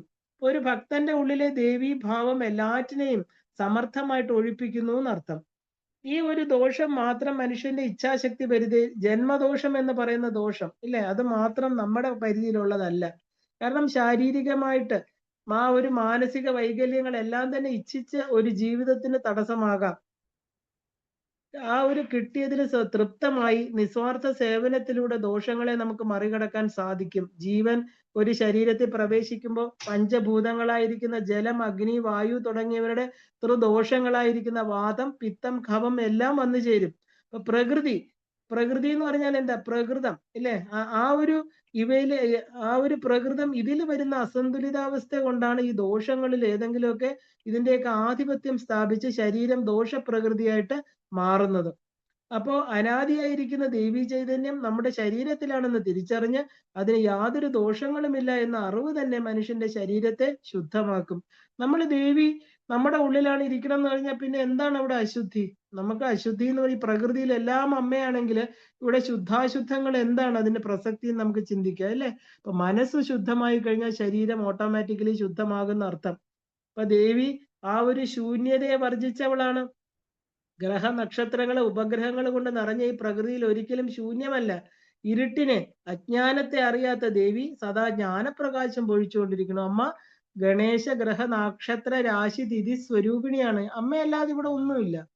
ഇത് അറിഞ്ഞു കഴിഞ്ഞാല് ആ ശക്തി നമ്മുടെ ഉള്ളിലിരിക്കുമ്പോൾ നമ്മുടെ ശരീരത്തിനകത്ത് എന്ത് അശുദ്ധിയാണുള്ളതെന്ന് നമുക്ക് ചിന്തിച്ചു നോക്കേണ്ടിയിരിക്കുന്നു. നീരാഗ എന്ന് ആരംഭിച്ച നിർഗുണ ബ്രഹ്മത്തിന്റെ വർണ്ണന ഈ നാമത്തോടെ അവസാനിക്കുകയാണ്. കാരണം അടുത്ത നാമം മുതൽ നമ്മൾ സഗുണ ബ്രഹ്മമാണ്. സഗുണ ബ്രഹ്മം അതായത് ഗുണങ്ങളോടുകൂടി അമ്മ ത്രിഗുണാത്മികയാണ് ഇല്ലേ? ആ ത്രിഗുണാത്മികയായിരിക്കുന്ന ദേവി ആ ഒരു 196 നാമം മുതൽ നമ്മൾ കാണാൻ പോകുന്ന എന്താ? സർവജ്ഞ എന്നുള്ള നാമത്തിലാണ്. കാരണം എല്ലാം അറിയുന്നവൾ സർവജ്ഞ. അപ്പൊ ആ ഒരു സർവജ്ഞ, സാന്ദ്രകരുണ, സമാനാധിക വർജിത, സർവശക്തിമയി. കാരണം ഇതെല്ലാം സർവ എന്ന് ചേർത്ത് വരണം. കാരണം ദേവിയുടെ ആ ഒരു എന്താ അമ്മയുടെ ഈ ഒരു സർവവ്യാപിത്വം, അമ്മയുടെ പൂർണ്ണമായിരിക്കുന്ന ശക്തി സ്വരൂപം, സർവമംഗള, സദ്ഗതിപ്രദ, സർവേശ്വരി, സർവമയി, സർവമന്ത്രസ്വരൂപിണി, സർവേന്ദ്രാത്മിക, സർവതന്ത്ര രൂപ എന്ന് പറഞ്ഞ എല്ലാം സകാരത്തിൽ തുടങ്ങുകയാണ്. സകാരം ഇല്ലേ? സഗുണം. ഇപ്പൊ ദേവിയുടെ ആദ്യ മൂന്ന് നാമങ്ങൾ നമുക്ക് ചേർത്ത് അയച്ചു പോകാം. ഇപ്പൊ സർവജ്ഞ എന്ന് പറഞ്ഞാൽ എല്ലാം അറിയുന്നവൾ, ശുദ്ധ ജ്ഞാന രൂപമായിട്ട് ദേവിയെ നമ്മൾ മുമ്പിൽ കണ്ടു ഇല്ലേ? ഇപ്പൊ എല്ലാ അറിവും ദേവിയിൽ നിന്നുണ്ടാകുന്നു അല്ലെ? അല്പം മാത്രം അറിയുന്ന പണ്ഡിതർ, അനന്തമായിരിക്കുന്ന വിശ്വത്തിന്റെ രഹസ്യങ്ങളിലെ ദേവി അനാവരണം ചെയ്യുന്നിടത്തോളം മാത്രം അറിയാനേ നമുക്ക് സാധിക്കുള്ളൂ. എല്ലാം അറിയുന്നതായിട്ട് ഒരാളേ ഉള്ളൂ. ആരാണ്? ദേവി മാത്രം അല്ലേ? അപ്പൊ ഈ 1000 തലയുള്ള അനന്തന് പോലും അറിയാൻ സാധിക്കാത്ത 1% അറിയാൻ പറ്റുള്ളൂ എന്ന് പറയുമ്പോ എല്ലായിടത്തും വ്യാപിച്ചു കിടക്കുന്ന വിഷ്ണു അല്ലെ? ആ ഒരു ബ്രഹ്മാവ്, സൃഷ്ടികാരകനായിരിക്കുന്ന ബ്രഹ്മാവ്, വിഷ്ണു, രുദ്രൻ, അവർക്ക് പോലും ഒന്നും അറിയില്ല. അവര് പഞ്ചബ്രഹ്മങ്ങളാണ് അല്ലെ? ദേവി ഇരിക്കുന്ന ആസനത്തിന്റെ വെറും കാലുകളാണ്. അപ്പൊ അവർക്ക് എന്തറിയാൻ പറ്റും? അമ്മയിൽ നിന്നാണ് അവരൊക്കെ വന്നത്. ഓരോ പ്രാണിയുടെയും ശുഭാശുഭ കർമ്മങ്ങളിൽ പൂർണ്ണമായിട്ട് അറിയുന്നത് ആരാണ്? ഈ അമ്മ മാത്രാണ്. ഈ ശുഭാശുഭ കർമ്മങ്ങൾ എന്ന് പറഞ്ഞാൽ നമ്മുടെ പാസ്റ്റ്, പ്രസന്റ്, ഫ്യൂച്ചർ എല്ലാം അറിയുന്നത്. അനേക ജന്മങ്ങളിലൂടെ ദേഹിയുടെ യാത്രയിലൂടെയാണ് ദേഹത്തെ കിട്ടുന്നത് ഇല്ലേ? അത് മനുഷ്യദേഹം ആകാം, മൃഗങ്ങളുടെ ആവാം, പക്ഷികളുടെ ആവാം, നമുക്കറിയില്ല. പക്ഷെ ഇതെല്ലാം അറിയുന്ന ഒരാളുണ്ട് നമ്മുടെ ഉള്ളില്, സാക്ഷിയായിട്ടിരിക്കുന്ന, ആത്മാവായിട്ടിരിക്കുന്ന ദേവി. അതുകൊണ്ട് തന്നെ ദേവി സാന്ദ്ര കരുണ, സാന്ദ്രമായിട്ട് ഇടതൂർന്ന, കൊഴുത്ത, തിങ്ങിയ കരുണയുള്ളവൾ. സാന്ദ്രം എന്ന് പറഞ്ഞാൽ ഘനീഭവിച്ചതെന്നർത്ഥം. ഇപ്പൊ ഭക്തജനങ്ങളുടെ നേർക്ക് അമ്മയ്ക്കുള്ള കരുണാതിരേകത്തെ കുറിക്കാൻ ഈ സാന്ദ്ര ശബ്ദം കൊണ്ട് പറഞ്ഞിരിക്കുകയാണ്. കാരണം അത്രയ്ക്ക് സ്നേഹം. ഈ പ്രപഞ്ചത്തിൽ ഒരു അമ്മ 9 മാസം ഒരു എന്താ പറയാ ഒരു ഫിസിക്കൽ മദർ അല്ലെ? ശരീരത്തിനുള്ളിൽ കിടക്കുന്ന കുഞ്ഞിനോട് തന്റെ ശരീരത്തിന്റെ ഒരു ഭാഗമാണ് പുറത്തേക്ക് കുഞ്ഞായിട്ട് വന്നിരിക്കുന്നത്. അപ്പൊ ആ അമ്മയ്ക്കുള്ള സ്നേഹത്തിനത്രയും ഈ പ്രപഞ്ചത്തിൽ വേറെ ആർക്കും ഉണ്ടാവില്ല. ഉറപ്പാണത്. അതുപോലെ ഈ വിശ്വം എന്ന് പറയുന്ന ഈ ഗണേശഗ്രഹ നക്ഷത്രം എന്നൊക്കെ പറയുന്ന എല്ലാ അണ്ടചരാചരങ്ങളും ദേവിയുടെ ഉള്ളിൽ നിന്നാണ് വന്നത്. അവയോടെല്ലാം തന്നെ ഒരമ്മയുടെ വാത്സല്യമാണ് ദേവിക്ക്. അതുകൊണ്ടാണ് ദേവിയുടെ ഏറ്റവും ഉയർന്ന ഭാവം മാതൃത്വമാണ്. ശ്രീമാത, ശ്രീമാത്രേ നമഃ. ഈ നാമം എന്ന് പറയുന്ന ഒരു മന്ത്രമാണ്. അപ്പൊ ഈ ഒരു ദേവിക്ക് അവ ഉണ്ടായതിനോടെല്ലാം തന്നെ എന്താ പറയാ സാന്ദ്രമായിരിക്കുന്ന വളരെ ഘനീഭവിച്ച സ്നേഹമുണ്ട്. സമാനാധിക വർജിത, സമാനമായിട്ടോ തുല്യമായിട്ടോ അധികമായോ അതായത് കവിഞ്ഞതായിട്ടോ മറ്റൊന്നും ഇല്ലാത്തവൾ. അപ്പോ എന്താ പറയാ ആ ഒരു ശരിക്കും പറഞ്ഞാല് വിശ്വരൂപ ദർശനം കണ്ട് ഭയചകിതനായി നിൽക്കുന്ന അർജുനനെ ഭഗവാനെ സ്തുതിക്കുമ്പോൾ ഈ ആശയം പ്രകടിപ്പിക്കുന്നുണ്ട്. കാരണം പ്രകൃതത്തിൽ ദേവിയെ മറ്റൊന്നിനോടും തുലനം ചെയ്യാൻ ആവില്ല എന്നത് ദേവിക്കുള്ള മേന്മയായിട്ട് മറ്റൊന്നും അല്ല എന്നത് അത് വ്യക്തമാക്കുന്നുണ്ട്. കാരണം ഇത് കണ്ടാല് എന്താണ് അമ്മ ഈ പ്രപഞ്ചമായിട്ട് നിൽക്കുന്ന വിശ്വരൂപം, ഭഗവാന്റെ വിശ്വരൂപം കാണിക്കുകയാണ് ഇവിടെ അല്ലേ. കാരണം എന്താണ് പറയാൻ പറ്റാത്തത്, ഇതെല്ലാം അവിടുന്നാണോ? അതേപോലെ തന്നെ ദേവി ശരിക്കും പറഞ്ഞാല് ദേവിയുടെ 10 വിരലിൽ നിന്നാണ് ഈ 10 ദശാവതാരങ്ങൾ ഉണ്ടാകുന്നത്. അപ്പൊ ദേവിയുടെ വിശ്വരൂപം എങ്ങനെ ഇരിക്കണോ നമുക്ക് ചിന്തിച്ചു നോക്കാൻ പറ്റില്ല. ഒരു മനുഷ്യന്റെ ബുദ്ധിക്കും ചിന്തകൾക്കും അപ്പുറം ഉള്ളതാണ്. കാരണം ആ ഒരു ദേവി സർവശക്തിമയിയാണ് എന്ന് പറയണു. അപ്പോ സർവശക്തികളും താൻ തന്നെ ആയിട്ടിരിക്കുന്നവൾ, സർവദേവശക്തി സമൂഹവും ഏകീകരിച്ചുണ്ടായവളായിട്ട് ദേവി മഹാത്മ്യം ദേവിയെ വർണ്ണിക്കുന്നുണ്ട് അല്ലെ. ആ മഹിഷാസുരന്റെ ഉപദ്രവം മൂലം ദുഃഖിതരായിരിക്കുന്ന ദേവന്മാര് ബ്രഹ്മാവ്, രുദ്രൻ എന്നിവരോടൊപ്പം വിഷ്ണുവിന്റെ മുന്നിലെത്തി തങ്ങളുടെ ദുഃഖം വിവരിച്ചുവെന്നും ആ കഥ കേട്ട മധുസൂദനന് കോപമുണ്ടായി എന്നും നമ്മള് ആ ഒരു ദേവി മഹാത്മ്യത്തിൽ കാണുന്നുണ്ട്. ഇത്തം നിശമ്യ ദേവാനാം വജാംസി മധുസൂദനം ചകാര കോപം ശംഭുശ്ച ഭ്രൂകുടി കുടിലാനനൗ തത്ര അതികോപപൂർണസ്യ ചക്രണോ വദനോത്തര നിഷ്ക്രാമ മഹത്തേജ ബ്രഹ്മണ ശങ്കരസ്യജ അന്യേഷാം ചൈവ ദേവാനാം ശക്രാദീനാം ശരീരജ നിർഗതം സുമഹത്തേജ തച്ചൈക്യം സമഗച്ഛത. അപ്പൊ എന്താണ് എല്ലാവരുടെ ഉള്ളിൽ നിന്നുള്ള ഒരു അതീവ തേജസാകൂടം ജ്വലന്തമിവ പർവ്വതം ദൃശുസ്തേ സുരാസ്തത്ര ജ്വാലാവ്യാപ്ത ദിഗന്ധരം അതുലം തത്ര തത്തേജ സർവദേവ ശരീരജം ഏകസ്തം തഥ ഭൂനാരി വ്യാപ്ത ലോകത്രയം ത്വിഷ. ദേവി മഹാത്മ്യത്തിൽ പറയുന്നു, ദേവന്മാരുടെ വാക്കുകൾ കേട്ട് വിഷ്ണുവും ശിവനും കോപം കൈക്കൊണ്ട് അവരുടെ വദനങ്ങളില് ആ ഭ്രൂകുടി കുടിലാനൻ അവരുടെ ആ ഒരു പുരികക്കൊടികൾ വളഞ്ഞു വന്നും കോപം നിറഞ്ഞ വിഷ്ണുവിന്റെ മുഖത്ത് നിന്ന് ആ ഒരു മഹത്തായിരിക്കുന്ന തേജസ് പുറത്തു വന്നുവെന്നും ബ്രഹ്മാവിന്റെയും ശങ്കരന്റെയും മുഖങ്ങളിൽ നിന്ന് ആ ഒരു മഹത്തായിരിക്കുന്ന തേജസ്സുകൾ ആവിർഭവിച്ചുവെന്നും ഇന്ദ്രൻ തുടങ്ങിയ ദേവന്മാരുടെ ശരീരത്തിൽ നിന്ന് മഹത്തായ തേജസ്സുകൾ പുറപ്പെട്ടുവെന്നും ആ തേജസ്സുകൾ ഒത്തുചേർന്ന് ജ്വലിക്കുന്ന പർവ്വതം പോലെ അതീവ തേജോമയമായിട്ട് കാണപ്പെട്ടുവെന്നും സർവദേവ ശരീരജമായിരിക്കുന്ന ആ തേജസ് ഏകീഭവിച്ച് ഒരു നാരീ രൂപമായിട്ട് തീർന്നുവെന്നും പറയുന്നു. ദേവിക്ക് തന്നെ എന്താ ബാല, ബഹള തുടങ്ങി വിവിധ ശക്തികളായിട്ട് പ്രത്യക്ഷപ്പെടുന്നവളാണ് ദേവി അല്ലെ. ദേവിയുടെ മൂർത്തി ഭേദങ്ങളായിട്ട് നിരവധി ശക്തികളുണ്ട്. ദശമഹാവിദ്യകളായിട്ട് അമ്മയെ പറയുന്നുണ്ട്. വേറെ വേറെ രൂപങ്ങൾ സ്വീകരിച്ചിട്ടുണ്ടെങ്കിലും ശക്തികളെല്ലാം ദേവി തന്നെയാണ്. ഏകൈവാഹം ജഗത്തെത്ര ദ്വിതീയകാം അമാപര. ഞാൻ മാത്രമേ ഉള്ളൂ. അഷ്ടമാതൃക്കൾ വന്നപ്പോ അമ്മ പറയുന്നുണ്ട് ശുംഭനിശുഭന്മാരോടില്ലേ, ഞാൻ മാത്രമേ ഉള്ളൂ, എന്നിൽ നിന്നാണ് ഇവരെല്ലാം വന്നിരിക്കുന്നത്. അപ്പോ ആ ഒരു എന്താ പറയാ ആ ഒരു പാഞ്ചരാത്ര ലക്ഷ്മി തന്ത്രത്തിലെ ഇന്ദ്രനോട് ദേവി ഇപ്രകാരം അരുളി ചെയ്യുന്നതായിട്ട് പറയുന്നുണ്ട്. അത് ചതുർവേഗ ശാഖകളില് എന്താ പറയാ ദേവിയുടെ സർവശക്തിമയത്വം വിവരിക്കുന്നുണ്ട്. ശിവശക്തി രൂപമായിരിക്കുന്ന മഹാദേവി സൃഷ്ടിയാദികൾക്ക് വേണ്ടി നാനാശക്തികളായിട്ട് തീരുന്നു. അപ്പോ ആത്മൈവ അഖണ്ഡകാര ചൈതന്യ രൂപാശക്തി എന്ന് ഗൗഡപാദർ പറയുന്നുണ്ട്. അപ്പൊ നമ്മള് എന്താ പറയാ മൂകാംബിക ഗായത്രിയായിട്ട് സർവ ചൈതന്യ രൂപാം താം ആദ്യാം ശക്തി ധീമഹി ബുദ്ധിം യാന പ്രചോദയ എന്ന് പറയുന്നുണ്ട്. സർവ ചൈതന്യ രൂപം, എല്ലാത്തിലും ചൈതന്യമായിട്ടിരിക്കുന്നവൾ അല്ലെ. അപ്പോ ആ ദേവിയാണ് ഇവിടെ പറയുന്നത്. കാരണം ഇവിടെ എന്താ പറയാ ഇതിൽ നിന്ന് നമുക്ക് ദുർഗയും കാളിയും ലക്ഷ്മിയും എല്ലാം ഒന്നാണെന്ന് അറിയാം. അപ്പൊ ആ ദേവി ചൈതന്യം എന്ന് പറയുന്നത് ഏകമായിരിക്കുന്ന ശക്തിയിൽ നിന്ന് വന്നതാണ്. അപ്പോ ആ ഒരു എന്താ പറയാ എല്ലാ ദോഷങ്ങളെയും ഇല്ലാതാക്കി പരിമിതികൾ ഇല്ലാതെ എല്ലാം അറിയുന്നവൾ, എല്ലാ ദോഷങ്ങളെയും മാലിന്യങ്ങൾക്ക് അപ്പുറം നിൽക്കുന്നവൾ, ദോഷം കലർന്നവരെ അടുപ്പിക്കാത്തവൾ ഇല്ലേ. അപ്പൊ ആ ഒരു ദേവി ആരാണ്? എല്ലാം, അതായത് പരിമിതികളില്ലാതെ എല്ലാം അറിയുന്നവൾ. പരിമിതികൾ എന്ന് പറയുന്നത് കാലപരിമിതി, വാക്പരിമിതി, സ്മൃതി പരിമിതി ഒക്കെയാണ് അല്ലെ. നമ്മൾ കുറച്ചു കാലം കഴിയുമ്പോൾ എല്ലാം മറന്നു പോകും. വാക്കിന് പരിമിതിത്വം ഉണ്ട്, കാലത്തിനുണ്ട്.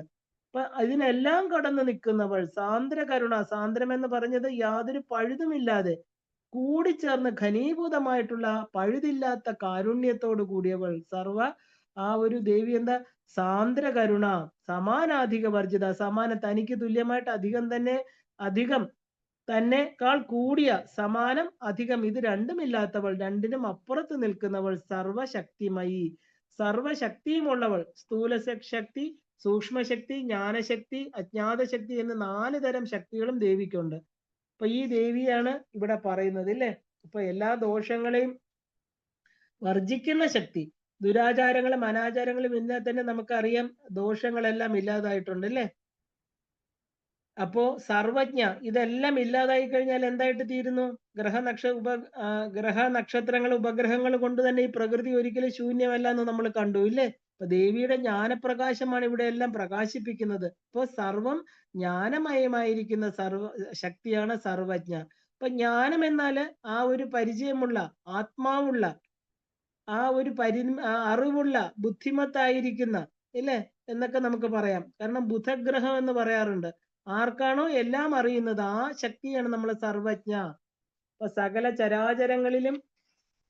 ചരാചരങ്ങൾക്കും സ്പന്ദനം നൽകുന്ന, സകല ആചാരങ്ങൾക്കും സ്ഥിരത നൽകുന്ന, അനാദിയായിരിക്കുന്ന, കാലസ്വരൂപിണിയായിരിക്കുന്ന ആ കാലസംഘർഷിണിയിൽ നിന്ന് ആരംഭിക്കുകയാണ് ഈ പ്രപഞ്ചം.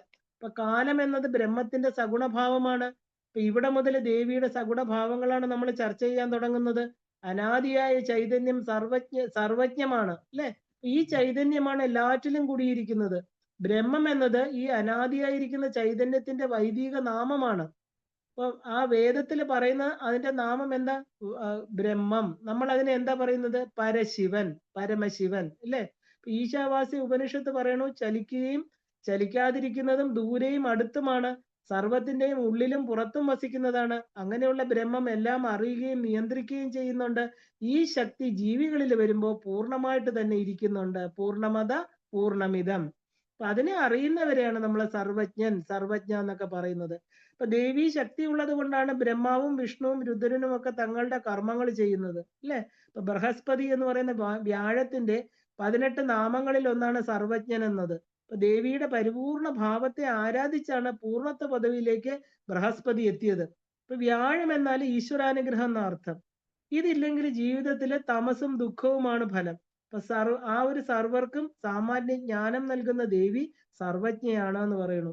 അപ്പൊ ആ ഒരു എന്താ പറയാ, നമ്മള് ഒരു എന്താ പറയാ, ഈ ചെടികള് മണ്ണിൽ നിന്ന് ജലമെടുക്കുന്നു, വെള്ളത്തിലും കരകളിലും ജീവിക്കുന്നു, ഇങ്ങനെയുള്ള എല്ലാറ്റിന്റെയും ഉള്ളിൽ അറിവായിട്ടിരിക്കുന്ന ദേവി അല്ലെ. ആ പരമമായിരിക്കുന്ന ശക്തി, ആ ഒരു പരമാണു പൊരുളിലും സ്ഫുരണമായി മിന്നും പരമപ്രകാശമേ ശരണം നീ നിത്യം. നമ്മൾ കൊച്ചു ക്ലാസ്സിൽ പഠിച്ച ഒരു പ്രാർത്ഥനയാണ് ഇല്ലേ.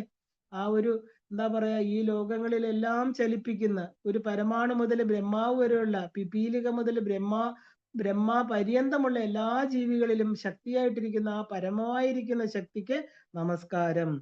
കൊച്ചു കുഞ്ഞുങ്ങളെ പണ്ട് പാടിക്കൊണ്ടിരുന്ന പാട്ടാണ് ഇല്ലേ. ഇന്ന് നമ്മൾ പാടുന്നതോ എന്താണ്? ഇന്ന് നമുക്ക് ഭാരതാംബയെ സ്തുതിക്കാൻ പോലും ഇന്ന് സാധ്യമല്ലാത്ത ഒരു പരിസ്ഥിതിയിൽ കൂടെ കടന്നു പോവുകയാണ് നമ്മള്. അപ്പൊ ഉള്ളിലിരിക്കുന്ന ജ്ഞാനത്തെ അറിഞ്ഞ അവരെല്ലാം തന്നെ സർവജ്ഞരാണ്. അപ്പൊ ദേവി അങ്ങനെയുള്ളവരില് സാന്ദ്ര കരുണയുമാണ്.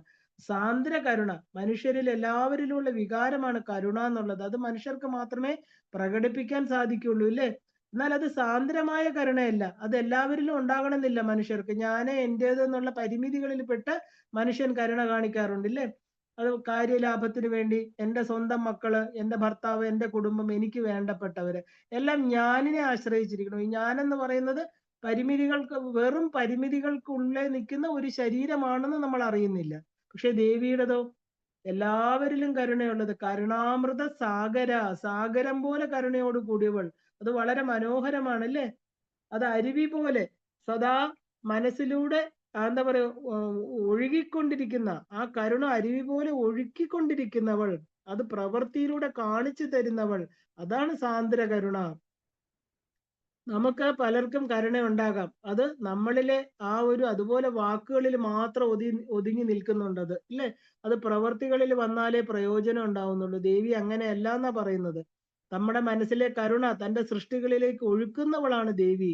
ഇടതടവില്ലാതെ കരുണാപ്രവാഹമാണ് സാന്ദ്ര കരുണ എന്ന് പറയുന്നത്. അപ്പൊ സമാനരായിരിക്കുന്ന വ്യക്തികളെന്ന് നമ്മൾ ചിലരെ പറയാറുണ്ട് ഇല്ലേ? ഈ അർത്ഥം ഏറ്റവും യോജിക്കുന്നത് കരുണ മനോഹരമാകുന്നത് അർഹിക്കുന്നവർക്ക് അർഹിക്കപ്പെടുന്നത് ആ സമയത്ത് എത്തുമ്പോഴാണ് ഇല്ലേ? ഒന്നും അർഹിക്കുന്നവരായിരിക്കണം, രണ്ട് അവർക്ക് അർഹിക്കുന്ന പോലെ കൊടുക്കണം, മൂന്ന് അർഹിക്കുന്ന സമയത്ത് ദാനം ചെയ്യണം. അവിടെ ആ ഒരു ദാതാവിന്റെ താല്പര്യങ്ങൾക്ക് പ്രധാനം ഭോക്താവിന്റെ ആവശ്യവും ഇച്ഛയുമാണ്. ദേവിയുടെ മനസ്സിലെ കരുണ സദാ കണ്ണാടികളിൽ പ്രതിഫലിച്ചിരുന്നു എന്ന് പറയണു. സൗന്ദര്യ ലഹരി പറയണു, അല്ലയോ ദേവി, അവിടുത്തെ കണ്ണുകളില് ആ ഒരു പരമശിവനെ കാണുമ്പോൾ ശൃംഗാരഭാവവും അന്യപുരുഷന്മാരെ കാണുമ്പോൾ ആ ഒരു തിരസ്കാരഭാവവും ആ ശിവജടയിലെ ഗംഗയോട് രോഷവും തൻ്റെ പതിയായിരിക്കുന്ന ഭഗവാന്റെ ചരിതങ്ങളിൽ വിസ്മയരസവും ഹരന്റെ ആ ഒരു പാമ്പുകളിൽ ഭീതിഭാവവും താമരപ്പൂക്കളില് ആ ഒരു അരുണിമ ഭാവവും സുഹൃത്തുക്കളിൽ സന്തോഷഭാവമുള്ള ആ മിഴികള് എന്നെ കാണുമ്പോൾ കരുണാരസം നിറയുന്നു.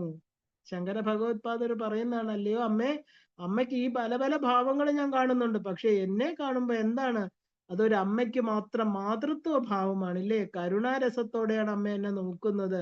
അവിടെ ഭക്തനെ കാണുമ്പോ എല്ലാ വികാരങ്ങളും മാറി കരുണാരസമാണ് പ്രവഹിക്കുന്നത്. ഇപ്പൊ ജീവിത സാഗരത്തിൽ തുഴയുന്ന ഓരോ ജീവനുകളെ പോലെ സങ്കീർണമായിരിക്കുന്ന പ്രശ്നങ്ങളിൽ കൂടെയാണ് നമ്മൾ കടന്നു പോകുന്നത്. ഓരോ ജീവനും അതെ. എന്നാൽ നമ്മുടെ പ്രശ്നങ്ങളൊന്നും മറ്റൊരാളില് കരുണ ആ ഒരു ചൊരിയാൻ കാരണമാകരുത്. കാരണം ഇതാണ് തത്വം. ഇപ്പൊ മനുഷ്യന് മാത്രമേ ആ കരുണ എന്നുള്ള ഗുണമുള്ളൂ. അത് സമയത്ത് പ്രയോഗിക്കുമ്പോൾ, അത് വിനിയോഗിക്കുമ്പോൾ മാത്രമേ അവർ മനുഷ്യരാകുന്നുള്ളൂ ഇല്ലേ? ഇപ്പൊ ദേവിയിലുള്ള ആ ഒരു അചഞ്ചലമായിരിക്കുന്ന ഭക്തി കൊണ്ടാണ് സാധകരെ എന്താ പറയാ കരുണ പ്രാപ്തമാകുന്നത്. കാരണം മാതൃസ്വരൂപിണിയായിരിക്കുന്ന വിശ്വമൂർത്തി നമ്മുടെ കരുണയുടെ മൂർത്തിയാണ് അല്ലേ? കാരുണ്യ അമൃത വർഷിണി. ദേവിയുടെ ദണ്ഡനം പോലും അനുഗ്രഹമാണ് മനുഷ്യന്. അപ്പൊ അമ്മയോ സമാനമായിട്ടുള്ളവരും അധികമായിട്ടുള്ളവരും ആ ഒരു വർജിച്ചിരിക്കുന്നത് ആരാണോ ആ ശക്തിയെ നമ്മൾ സമാനാധിക വർജിത, സമാന പ്ലസ് അധിക പ്ലസ് വർജിത. ഇപ്പൊ ബ്രഹ്മത്തിന് സമാനമായിട്ടോ അധികമായിട്ടോ ഒന്നുമില്ല എന്ന് പറയണു. ശരീരമോ മൂലകങ്ങളോ നാമരൂപഭേദമോ ഇല്ലാതെ അനാദിയായിരിക്കുന്ന ചൈതന്യത്തിന് സമാനമായിട്ട് വേറെ ഒന്നുമില്ല. എല്ലാം അതിൽ നിന്ന് ഉണ്ടായി, അതിൽ നിലനിന്ന് അതിൽ തിരിച്ച് ലയിക്കുന്നു. ഒന്നും ഉണ്ടാവുന്നില്ല, എല്ലാം അതിൽ നിന്ന് ഉരുത്തിരിയുന്നു എന്ന് നമുക്ക് പറയാം. അതുകൊണ്ടാണ് അതിന് സമാനമായിട്ട് വേറൊന്നും ഇല്ല എന്ന് പറയാൻ കാരണം. അത് മാത്രമേ അതിന് സമാനമായിട്ടുള്ളൂ. ഉദാഹരണമായിട്ട് അക്ഷരങ്ങളെ നമ്മൾ എടുക്കുകയാണെങ്കിൽ ഒരു അക്ഷരത്തിന് പകരമായിട്ട് വേറൊരു അക്ഷരത്തെ നമുക്ക് വെക്കാൻ പറ്റില്ല. ഈ സത്യം നമുക്കറിയാം അല്ലേ? അപ്പൊ ഓരോന്ന് ആ സ്ഥാനത്ത് യോജിക്കുമ്പോൾ മാത്രമേ പൂർണ്ണതയുള്ളൂ. ഒരു അക്ഷരം നമ്മൾ പറയണമെങ്കിൽ, ഒരു വാക്ക് പറയണമെങ്കിൽ ആ അക്ഷരങ്ങൾ യോജിച്ച് വരണം. വേദം പറയുന്നു ഈ അക്ഷരത്തിന് തുല്യമായിട്ട് സർവേശ്വരി മാത്രമേ ഉള്ളൂ. അതുകൊണ്ടാണ് അമ്മയ്ക്ക് മാതൃക അക്ഷര സ്വരൂപിണി. 51 അക്ഷരാളി കനിത തനുരതേ വേദമാകുന്ന ശാഖി കൊമ്പത്തൻപോട് പൂക്കും കുസുമ. അപ്പൊ നമ്മൾ ഈ ഒരു വാക്കുകളെല്ലാം പറയുന്നത് എന്താ? അക്ഷര സ്വരൂപിണിയാണ് അമ്മ. അപ്പൊ അതിന് സമാനമായിട്ട് വേറൊന്നുമില്ല. സർവേശ്വരി എന്ന അക്ഷരങ്ങള് ഉണ്ടാകുന്ന പദാണ്. അത് നാശമില്ലാത്തതാണ്. ജഗത്തില് കരുണാമയിയായി ദേവി തനിക്ക് താഴെയുള്ള എല്ലാരെയും പരിരക്ഷിച്ച് ആ ഒരു താതാത്മ ഭാവമാക്കി തീർക്കാൻ ശ്രമിക്കുകയാണ്. ഇതാണ് ദേവിയുടെ ആ ഒരു ജഗതോദ്ധാരണ പ്രവൃത്തി എന്ന് പറയുന്നത്. എല്ലാവരിലും സമാനമായ ശക്തി ദർശിക്കുന്നവർ ഈശ്വര തുല്യരാണ് എന്ന് പറയാറുണ്ട്. അപ്പൊ സമാനതകളെ പറ്റി പ്രസിദ്ധമായ ശ്ലോകം നമുക്ക് ആ ഒരു സംഗച്ഛത്വം സംവദത്വം എന്നതിന്റെ അർത്ഥം നമുക്ക് ഒരുമിച്ച് നോക്കുകയാണെങ്കിൽ നമുക്ക് ഒരുമിച്ച് ചരിക്കാം, ഒരുപോലെ സമ്മതിക്കാം, മനസ്സുകൊണ്ട് പരസ്പരം അറിയാം. ദൈവിക കാര്യങ്ങൾക്ക് വേണ്ടി പൂർവികർ അനുഷ്ഠിച്ച കർമ്മങ്ങൾക്ക് തുല്യമാകട്ടെ നമ്മുടെ കർമ്മങ്ങളും, നമ്മുടെ പ്രാർത്ഥനകൾക്ക് ഉള്ളതാവട്ടെ. ഏത് തലത്തിലും നമ്മുടെ മനസ്സ് ചിന്തകൾ എല്ലാം തന്നെ ഒരുപോലെ ആകട്ടെ. മന്ത്രങ്ങളും സമർപ്പണവും എല്ലാം ഒരേ ലക്ഷ്യത്തിലേക്ക് എത്തട്ടെ. ഒരേ മനസ്സുകൊണ്ട് എത്ര കാലം ജീവിക്കുന്നു അതുവരെ സന്തോഷമുണ്ടാകട്ടെ ഇല്ലേ? ഈ പ്രധാന ശ്ലോകം ആ ഒരു അന്താരാഷ്ട്ര തലത്തിൽ, അതായത് ആ അന്താരാഷ്ട്ര യോഗ ദിനത്തില് പശ്ചാത്തല ശ്ലോകം കൂടിയാണ്. ഇപ്പൊ ദേവി സമാനത ദർശിക്കുന്നവളാണെന്ന് അർത്ഥം. ആ ദേവി തന്നെ എന്തുകൊണ്ടാണ് അമ്മ അങ്ങനെ ദർശിക്കാൻ കാരണം? സർവശക്തിമയിയാണ്.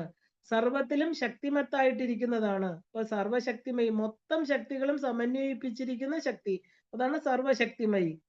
അപ്പം ഷായും തീയും ചേർന്നതാണ് ശക്തി. അപ്പൊ ഷാ എന്നാൽ അഭിവൃദ്ധി അല്ലെ, തീ എന്ന് പറഞ്ഞാല് വീര്യം. അപ്പോ ഷായും തീയും ചേരുമ്പോ ശക്തിയായിരിക്കുന്ന ആരാണോ അത് അഭിവൃദ്ധിയും വീര്യവും ഉൾക്കൊള്ളുന്നത്. അപ്പൊ ആ ഒരു ശക്തി, ആ ഒരു പൂർണ്ണമായിരിക്കുന്ന ശക്തി പ്രദാനം ചെയ്യുന്നവൾ. ഇപ്പൊ ശക്തി എന്ന് പറയുന്നത് ആദ്യ അന്തങ്ങളില്ലാത്തതാണ്. പക്ഷെ ഈ പ്രപഞ്ചത്തില് ആ ശക്തി ഇല്ലേ, ആ ഒരു അംശരൂപിണിയായിട്ട് ഈ പ്രപഞ്ചത്തിൽ എല്ലാത്തിലും വസിക്കുന്നുണ്ട്. 5 തരത്തിലാണ് ശക്തികളെ തരംതിരിച്ചിരിക്കുന്നത്. അതിൽ 3 ശക്തികൾ ഇച്ഛാജ്ഞാന ക്രിയാശക്തികളാണ്. അതിന്റെ കൂടെ ആദിശക്തിയും പരാശക്തിയും ചേരുമ്പോ സർവശക്തിമയി. അപ്പൊ അങ്ങനെയാണ് ദേവി ആ ഒരു പരബ്രഹ്മ സ്വരൂപിണി സർവശക്തിമയായിട്ട് തീരുന്നത്. അപ്പൊ ഈ ശക്തികളെ നമ്മള് വിദ്യാശക്തി, നിവർത്തി ശക്തി, പ്രതിഷ്ഠാശക്തി, ശാന്തി ശക്തി, ശാന്തിയാതീത ശക്തി എന്നിങ്ങനെയും പറയാറുണ്ട്. അപ്പൊ ഈ എല്ലാ ശക്തികളുടെയും പൂർണ്ണതയാണ് സർവശക്തിമയി എന്നത്. അപ്പൊ ദേവി മഹാത്മ്യത്തിൽ ഇങ്ങനെയുള്ള ശക്തികളെ ഒരുമിച്ച് ചേർന്നാണ് മഹിഷാസുരനെയും ശുംഭനിശുംഭന്മയും അഹങ്കാരത്തെയും അജ്ഞാനത്തെയും എല്ലാം ദേവി നശിപ്പിക്കുന്നത്. ഇപ്പൊ ലളിതാദേവി നിഗ്രഹിക്കുന്ന ഭണ്ഡാസുരൻ എന്താണ്? ഇവരെ എല്ലാം ഉൾക്കൊണ്ട ഭാവമാണ് ഇല്ലേ. അപ്പൊ തന്റെ ഉള്ളിലെ ചിത് ശക്തി ഉണർത്തിയാണ് അഹങ്കാരത്തെ ഇല്ലാതാക്കുന്നത്. നമ്മുടെ ചിത് ശക്തിയായിട്ട്, ചിത് ശക്തി ചേതനാരൂപ, നമ്മുടെ ഈ ജഡശരീരത്തില് ചിത് ശക്തിയായിട്ടിരിക്കുന്ന ആരാ? നമ്മുടെ അമ്മ തന്നെയാണ്. ഇപ്പൊ ശുംഭ നിശുംഭ വധ സമയത്ത് സകല ദേവന്മാരുടെ ശക്തികളും ബ്രാഹ്മി, കൗമാരി, മാഹേശ്വരി, കൗമാരി, വൈഷ്ണവി, ചാമുണ്ടി, ദംഷ്ട്രി, വാരാഹി, ഐന്തി തുടങ്ങിയ ശക്തികളെല്ലാം വരുന്നത് നമുക്ക് കാണാം. എന്നാല് ശുംഭൻ ദേവിയെ വെല്ലുവിളിച്ചപ്പോ ഒറ്റയ്ക്ക് വരുവാനാണ് ദേവി കാണിച്ചു കൊടുത്തത്. പറഞ്ഞു, നീ ഒറ്റയ്ക്ക് വരൂ. എല്ലാ ശക്തികളും വന്ന് ദേവിയിൽ വിലയിക്കുന്നത് ശുംഭൻ കാണുകയാണ്. അപ്പോഴേക്കും ശുംഭന്റെ കഥ കഴിഞ്ഞു. കാരണം സമസ്ത ഭാവങ്ങളിലും നമ്മുടെ ഉള്ളിൽ ഇരിക്കുന്ന ശക്തിയെ നമ്മൾ തന്നെ തിരിച്ചറിയണം എന്നതാണ് തത്വം. അപ്പൊ സൂര്യമണ്ഡലത്തിൽ വസിക്കുന്നത് ദേവിയുടെ ശക്തിയാണ് അല്ലെ.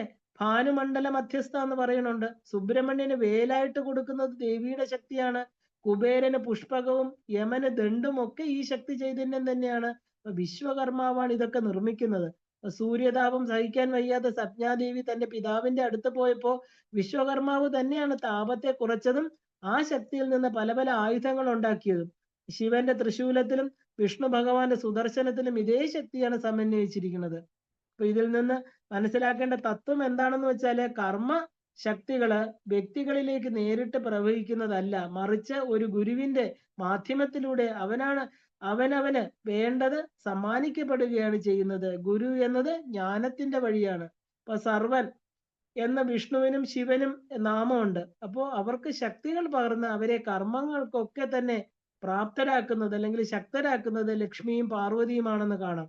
അവര് സർവശക്തിമയികളാണ്. അപ്പൊ നാനാത്വത്തിൽ ഏകത്വം ദർശിച്ചാൽ മാത്രമേ സർവശക്തിത്വം അറിയുകയുള്ളൂ എന്ന് പറയാറുണ്ട്.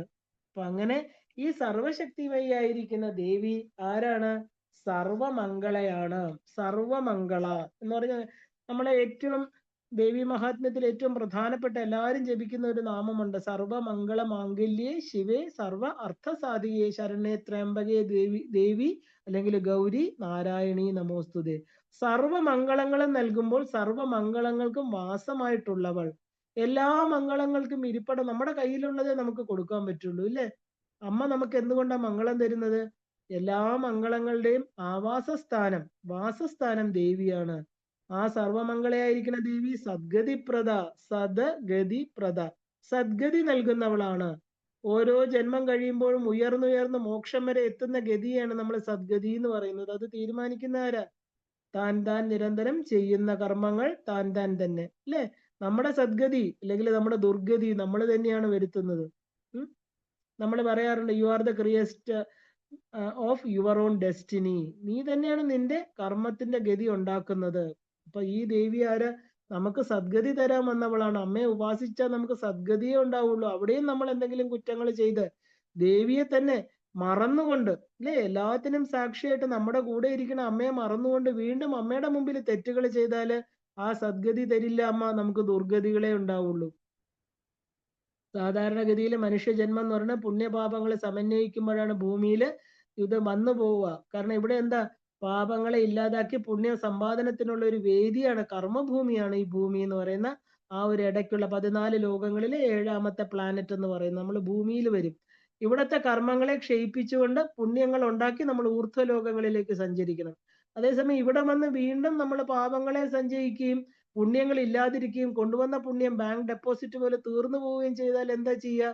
വീണ്ടും നമ്മൾ അധോലോകങ്ങളിലേക്ക്, തമസിലേക്ക്, അന്ധകാരത്തിലേക്ക്, അല്ലെ, താഴെയുള്ള ലോകങ്ങളിലേക്ക് നമ്മളെ പതിക്കും, ഉറപ്പാണ്. കാരണം അവിടെ വീണ്ടും അനേക കോടി ജന്മങ്ങൾ അവിടെ കഴിഞ്ഞ് നമ്മുടെ ഈ പറഞ്ഞ ഉണ്ടാക്കിയതെല്ലാം ഇല്ലാതായതിനു ശേഷം നമ്മൾ പറയും അതലം വിതലം സുതലം പാതാളം ഒക്കെ ഉണ്ട്. അവിടെയെല്ലാം എന്താ? കർമ്മ വിഭാഗം വന്നതിന് ശേഷം മാത്രമേ ഈ ചെയ്ത കർമ്മങ്ങൾക്കെല്ലാം പരിഹാരം അവിടെ ഈ പറയുന്ന സ്ഥൂല ശരീരം ഇല്ലാതെ സൂക്ഷ്മ ശരീരത്തിൽ അനുഭവിച്ച് തീർക്കണം. ആത്മഹത്യ പോലെയുള്ള കൊടും പാപങ്ങൾ, അല്ലെ, energy can be neither created or destroyed. നമുക്ക് എനർജി ഉണ്ടാക്കാൻ, ഈ ശക്തിയെ ഉണ്ടാക്കാനോ ഇല്ലാതാക്കാനോ നമുക്ക് പറ്റില്ല. ആ ശക്തിയാണ് നമ്മുടെ ഉള്ളിൽ ഇരിക്കുന്നത്. അപ്പൊ അതിനെ ഇല്ലാതാക്കാൻ ശരീരത്തെ ഹനിച്ചു കഴിഞ്ഞാൽ ഇതിൽ നിന്നെല്ലാം രക്ഷപ്പെടാമെന്നുള്ള ഒരു വ്യാമോഹത്തില് ആത്മഹത്യ ചെയ്യുന്നവരുണ്ട്, ഇല്ലേ? അവരെല്ലാം എവിടെയാ പോകുന്നത്? ആ താഴേക്കുള്ള അന്ധകാരത്തിലേക്ക്, അല്ലെ, അന്ധതാമിശ്രം എന്ന് പറയുന്ന നരകങ്ങളിലേക്ക് പോയി അവിടെ ദുഃഖങ്ങൾ അനുഭവിച്ച് ഇതിനെ എല്ലാം മാറ്റം വരുത്തി പുണ്യം ഉണ്ടാക്കാൻ വളരെ പാടാ. ശരീരം എന്നുള്ള ഉപാധി ഇല്ലാതിരുന്നാൽ എങ്ങനെയാ നമുക്ക് പുണ്യം ഉണ്ടാവുക?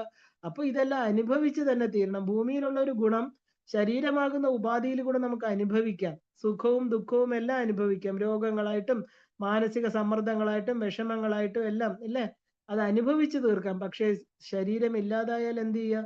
അത്രയും നാളെടുക്കുന്ന അർത്ഥം.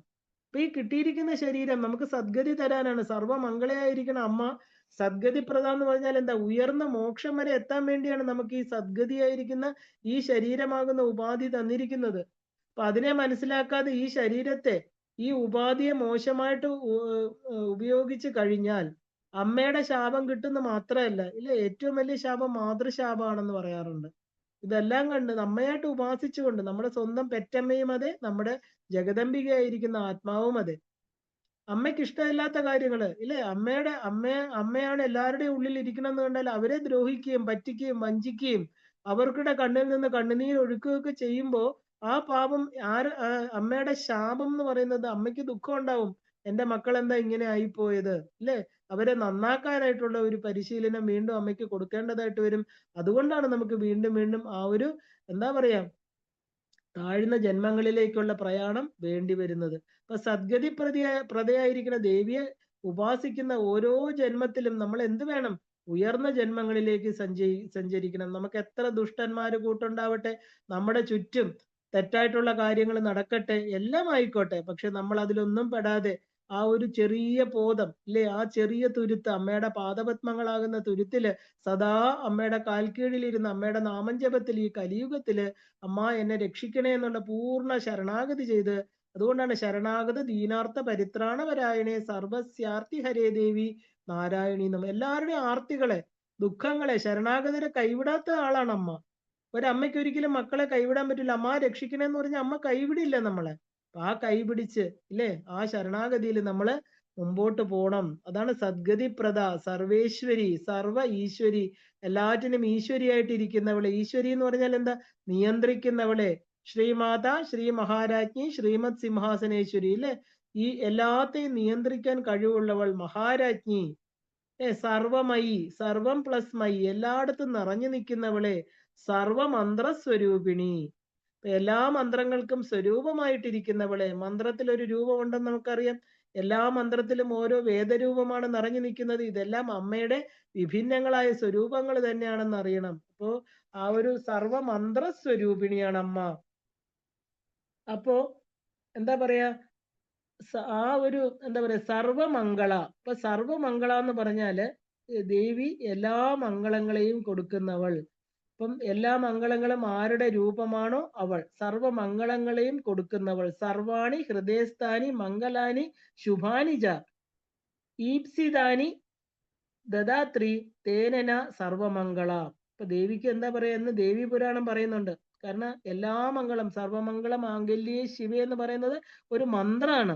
അപ്പൊ മംഗളങ്ങളെ മംഗളമാക്കി തീർക്കുന്നവള്, സർവ അർത്ഥങ്ങളെ സാധിപ്പിക്കുന്നവള്, ആ ഒരു എന്താ പറയാ എല്ലാ രക്ഷകളും നൽകുന്നവളുമായിരിക്കുന്ന 3 നേത്രങ്ങളോട് കൂടിയ ശിവയായിട്ടിരിക്കുന്ന അല്ലയോ ഭഗവതി ഗൗരി നിനക്ക് നമസ്കാരം. ഇതാണ് സർവമംഗള മംഗല്യ എന്നുള്ളതിന്റെ അർത്ഥം. അപ്പൊ ആ ദേവി എന്താ മംഗളങ്ങളായിട്ടിരിക്കുന്ന ദേവി തന്റെ മക്കൾക്ക് എന്ത് കൊടുക്കുന്നു? സദ്ഗതി പ്രദ, സദ്ഗതിയെ ദാനം ചെയ്യുന്നവൾ. സദ്ഗതി എന്ന പദം കൊണ്ട് മനുഷ്യ യോനിയിൽ തന്നെ കൂടുതൽ ഉത്കൃഷ്ടമായിരിക്കുന്ന ഒരു ജന്മം, ഈ ജന്മത്തിൽ തന്നെ കൂടുതൽ മംഗളകരമായിരിക്കുന്ന ഒരു ജീവിതം, ജനന മരണ രൂപമായിരിക്കുന്ന സംസാര ബന്ധത്തിൽ നിന്ന് ശാശ്വതമായിരിക്കുന്ന മുക്തി എന്നിവയെല്ലാം എന്താ പറയാ ഉറപ്പായിട്ടും ഇല്ലേ സുചിതമായിട്ടും തരുന്നു. അപ്പൊ ഇഹത്തിലും പരത്തിലും സദ്ഗതിയും അന്ത്യത്തിലും മോക്ഷവും കൊടുക്കുന്ന ഒരേ ഒരു ശക്തിയാണ് അമ്മ അല്ലേ. അപ്പൊ സത്തിന്റെ ഗതിയെ പ്രദാനം ചെയ്യുന്നവൾ, ബ്രഹ്മജ്ഞാനം നൽകുന്നവൾ എന്നും സത്തുക്കളുടെ ഗതിയെ പ്രദാനം ചെയ്യുന്നവളെന്നും നമുക്ക് വ്യാഖ്യാനിക്കാം.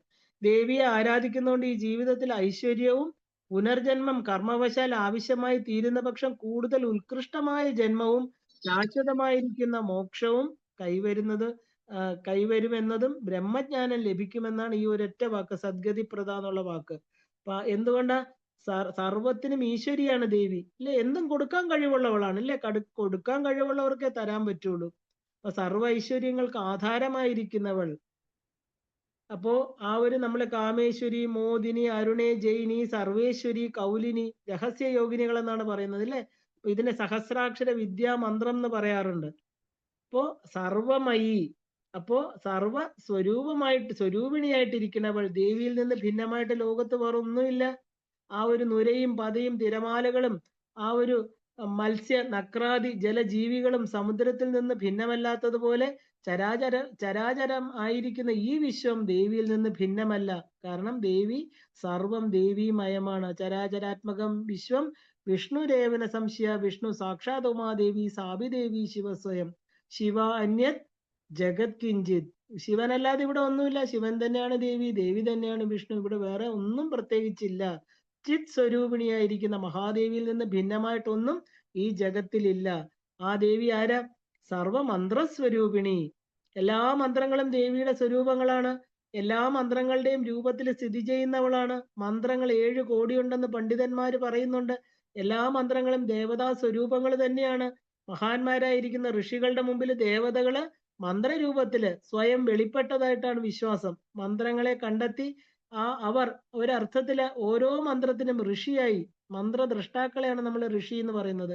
ഉച്ചാരണത്തിന് മുമ്പ് നമ്മൾ സ്മരിക്കാറുണ്ട് ഋഷിയെ. കാരണം ഇത് ഉണ്ടാക്കിയ ആളിനെ സ്മരിക്കുക. അവിടെയാണ് നമുക്ക് ആ ഒരു നന്ദി അല്ലേ. എല്ലാ മന്ത്രങ്ങളും ഉച്ചരിക്കപ്പെടണമെങ്കിൽ വൈഖരി രൂപം കൈക്കൊള്ളണം എന്ന് പറയാറുണ്ട്. വൈഖരി ഒരു ദേവീ രൂപമാണ്. എല്ലാ മന്ത്രങ്ങളും ദേവീ സ്വരൂപം തന്നെയാണ്. അപ്പോ ഈ പ്രപഞ്ചത്തില് എല്ലാ മംഗളങ്ങളും കൊടുക്കാൻ, മംഗളമായിട്ടിരിക്കുന്ന ഒരാൾക്ക് മാത്രമേ എല്ലാ മംഗളങ്ങളെയും കൊടുക്കാൻ പറ്റുള്ളൂ. സർവമംഗള സർവശക്തിമയി. ഇപ്പൊ ദേവി സർവത്തിലും മംഗളമായിരിക്കുന്നു. ആത്മാവിലാണോ ശക്തി കുടികൊള്ളുന്നത്? എന്താ പറയാ, ആ ശക്തി മംഗളങ്ങൾ മാത്രം നൽകുന്നു. നമ്മുടെ ആത്മാവാണ് ഏറ്റവും മംഗളമായിരിക്കുന്ന വസ്തു അല്ലെ. ബാക്കി ജഡവസ്തുവിനെയാണ് നമ്മൾ കത്തിച്ചു കളയുക. ആത്മാവ് നമ്മളെ വിട്ടുപോകുമ്പോൾ ഈ ശരീരം ഏറ്റവും മോശമായിരിക്കുന്ന ശവമായിട്ട് തീരുന്നു. ഭഗവാൻ പോലും ശിവശക്തിയായിട്ടോ യതി ഭവതി ശക്ത പ്രഭവിതും. ഭഗവാൻ ഒരു ശവം പോലെ കിടക്കുകയാണ് അല്ലേ. അതിന് ശക്തി കൊടുക്കുന്നത് ആരാ? ദേവി തന്നെയാണ്. ഈ എന്താ പറയാ വലിയ ജീവിയായിരിക്കുന്ന നീല തിമിംഗലത്തിലും ഏകകോശി ജീവിയായിരിക്കുന്ന അമീബയിലും കുടികൊള്ളുന്ന ശക്തി അവയ്ക്ക് മംഗളങ്ങൾ മാത്രമേ നൽകുന്നുള്ളൂ എന്ന് സാരം. അപ്പൊ അതിനെ തിരിച്ചറിയുന്നതാണ് മനുഷ്യധർമ്മം. ജഗത്തിലെ ദുഷ്ടശക്തികളെ ഇല്ലാതാക്കി മംഗളത്തിനായിട്ട് അവതരിച്ച ശക്തിയാണ് മംഗളചണ്ഡിക എന്ന് പറയുന്ന സ്വരൂപം. ഇപ്പൊ പ്രപഞ്ചത്തിൽ ഏത് ഹിംസ്ര ജന്തുക്കളെ നോക്കിയാലും അവര് പാരസ്പര്യത്തോടെയാണ് കഴിയുന്നത്, മനുഷ്യൻ ഒഴിച്ച് ഇല്ലേ.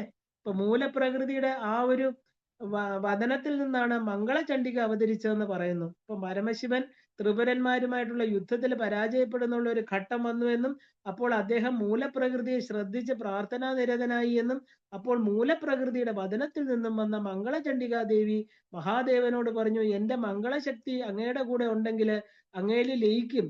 മഹാവിഷ്ണു ഒരു മനുഷ്യ രൂപമെടുത്ത് അവിടെ വരുമെന്നും ആ വൃഷഭത്തിന്റെ പുറത്തു കയറി വൃഷഭാരൂഢനായിട്ട് യുദ്ധം ചെയ്താലെന്ന് പറയണു. അപ്പൊ ശിവവാഹനമായിട്ട് നന്ദികേശ്വരൻ അപ്പോ ദേവിയുടെ പൂജ ചെയ്യുകയായിരുന്നു. അതുകൊണ്ടാണ് വിഷ്ണുവിന് ആ ഭാഗ്യം ലഭിച്ചത്. മംഗളചണ്ഡികാ ദേവി ആദ്യം പൂജിച്ചത് മഹാദേവനെയാണ്. പിന്നെയാണ് മംഗള ഗ്രഹം പൂജിച്ചത്. തുടർന്ന് മംഗളൻ എന്ന രാജാവും പൂജിച്ചു എന്ന് പറയണു. എല്ലാം ചേർന്ന ദേവി ഭാവമാണ് മംഗളങ്ങൾ മാത്രം നൽകാൻ സാധിക്കുന്ന മഹാദേവി. ഇപ്പൊ ആ ഒരു പകയും വിദ്വേഷവും വച്ചു പുലർത്തുന്ന ആർക്കും ദേവിയെ സമീപിക്കാൻ പോലും സാധ്യമല്ല, ചിന്തിക്കാൻ പോലും സാധ്യമല്ല എന്നർത്ഥം. അതുകൊണ്ട് തന്നെ ശിവ എന്ന നാമത്തിന്റെ അർത്ഥവും ദേവി മഹാത്മ്യത്തിലെ അതിപ്രശസ്തമായ സ്തുതിയാണ് സർവമംഗള മാംഗല്യേ ശിവ എന്നുള്ളത്. ഞങ്ങളുടെ തടസ്സങ്ങളായി വരുന്ന ആസുരിക ശക്തികളെ ഇല്ലാതാക്കിയ ശക്തിയെ അറിഞ്ഞപ്പോ ദേവകളെ സ്തുതിക്കുകയാണ് ഇതല്ലേ.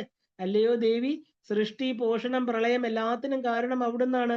എല്ലാ നന്മയുടെയും മൂലവും അനുഗ്രഹവും അഗ്രവും എല്ലാം അമ്മ തന്നെയാണ്. ആ ശക്തിയെ ഞാൻ നമസ്കരിക്കുന്നു. ഇപ്പൊ എല്ലാം നശിച്ചാലും നിലനിൽക്കുന്നത് എന്താണ്? നന്മ മാത്രമാണ്.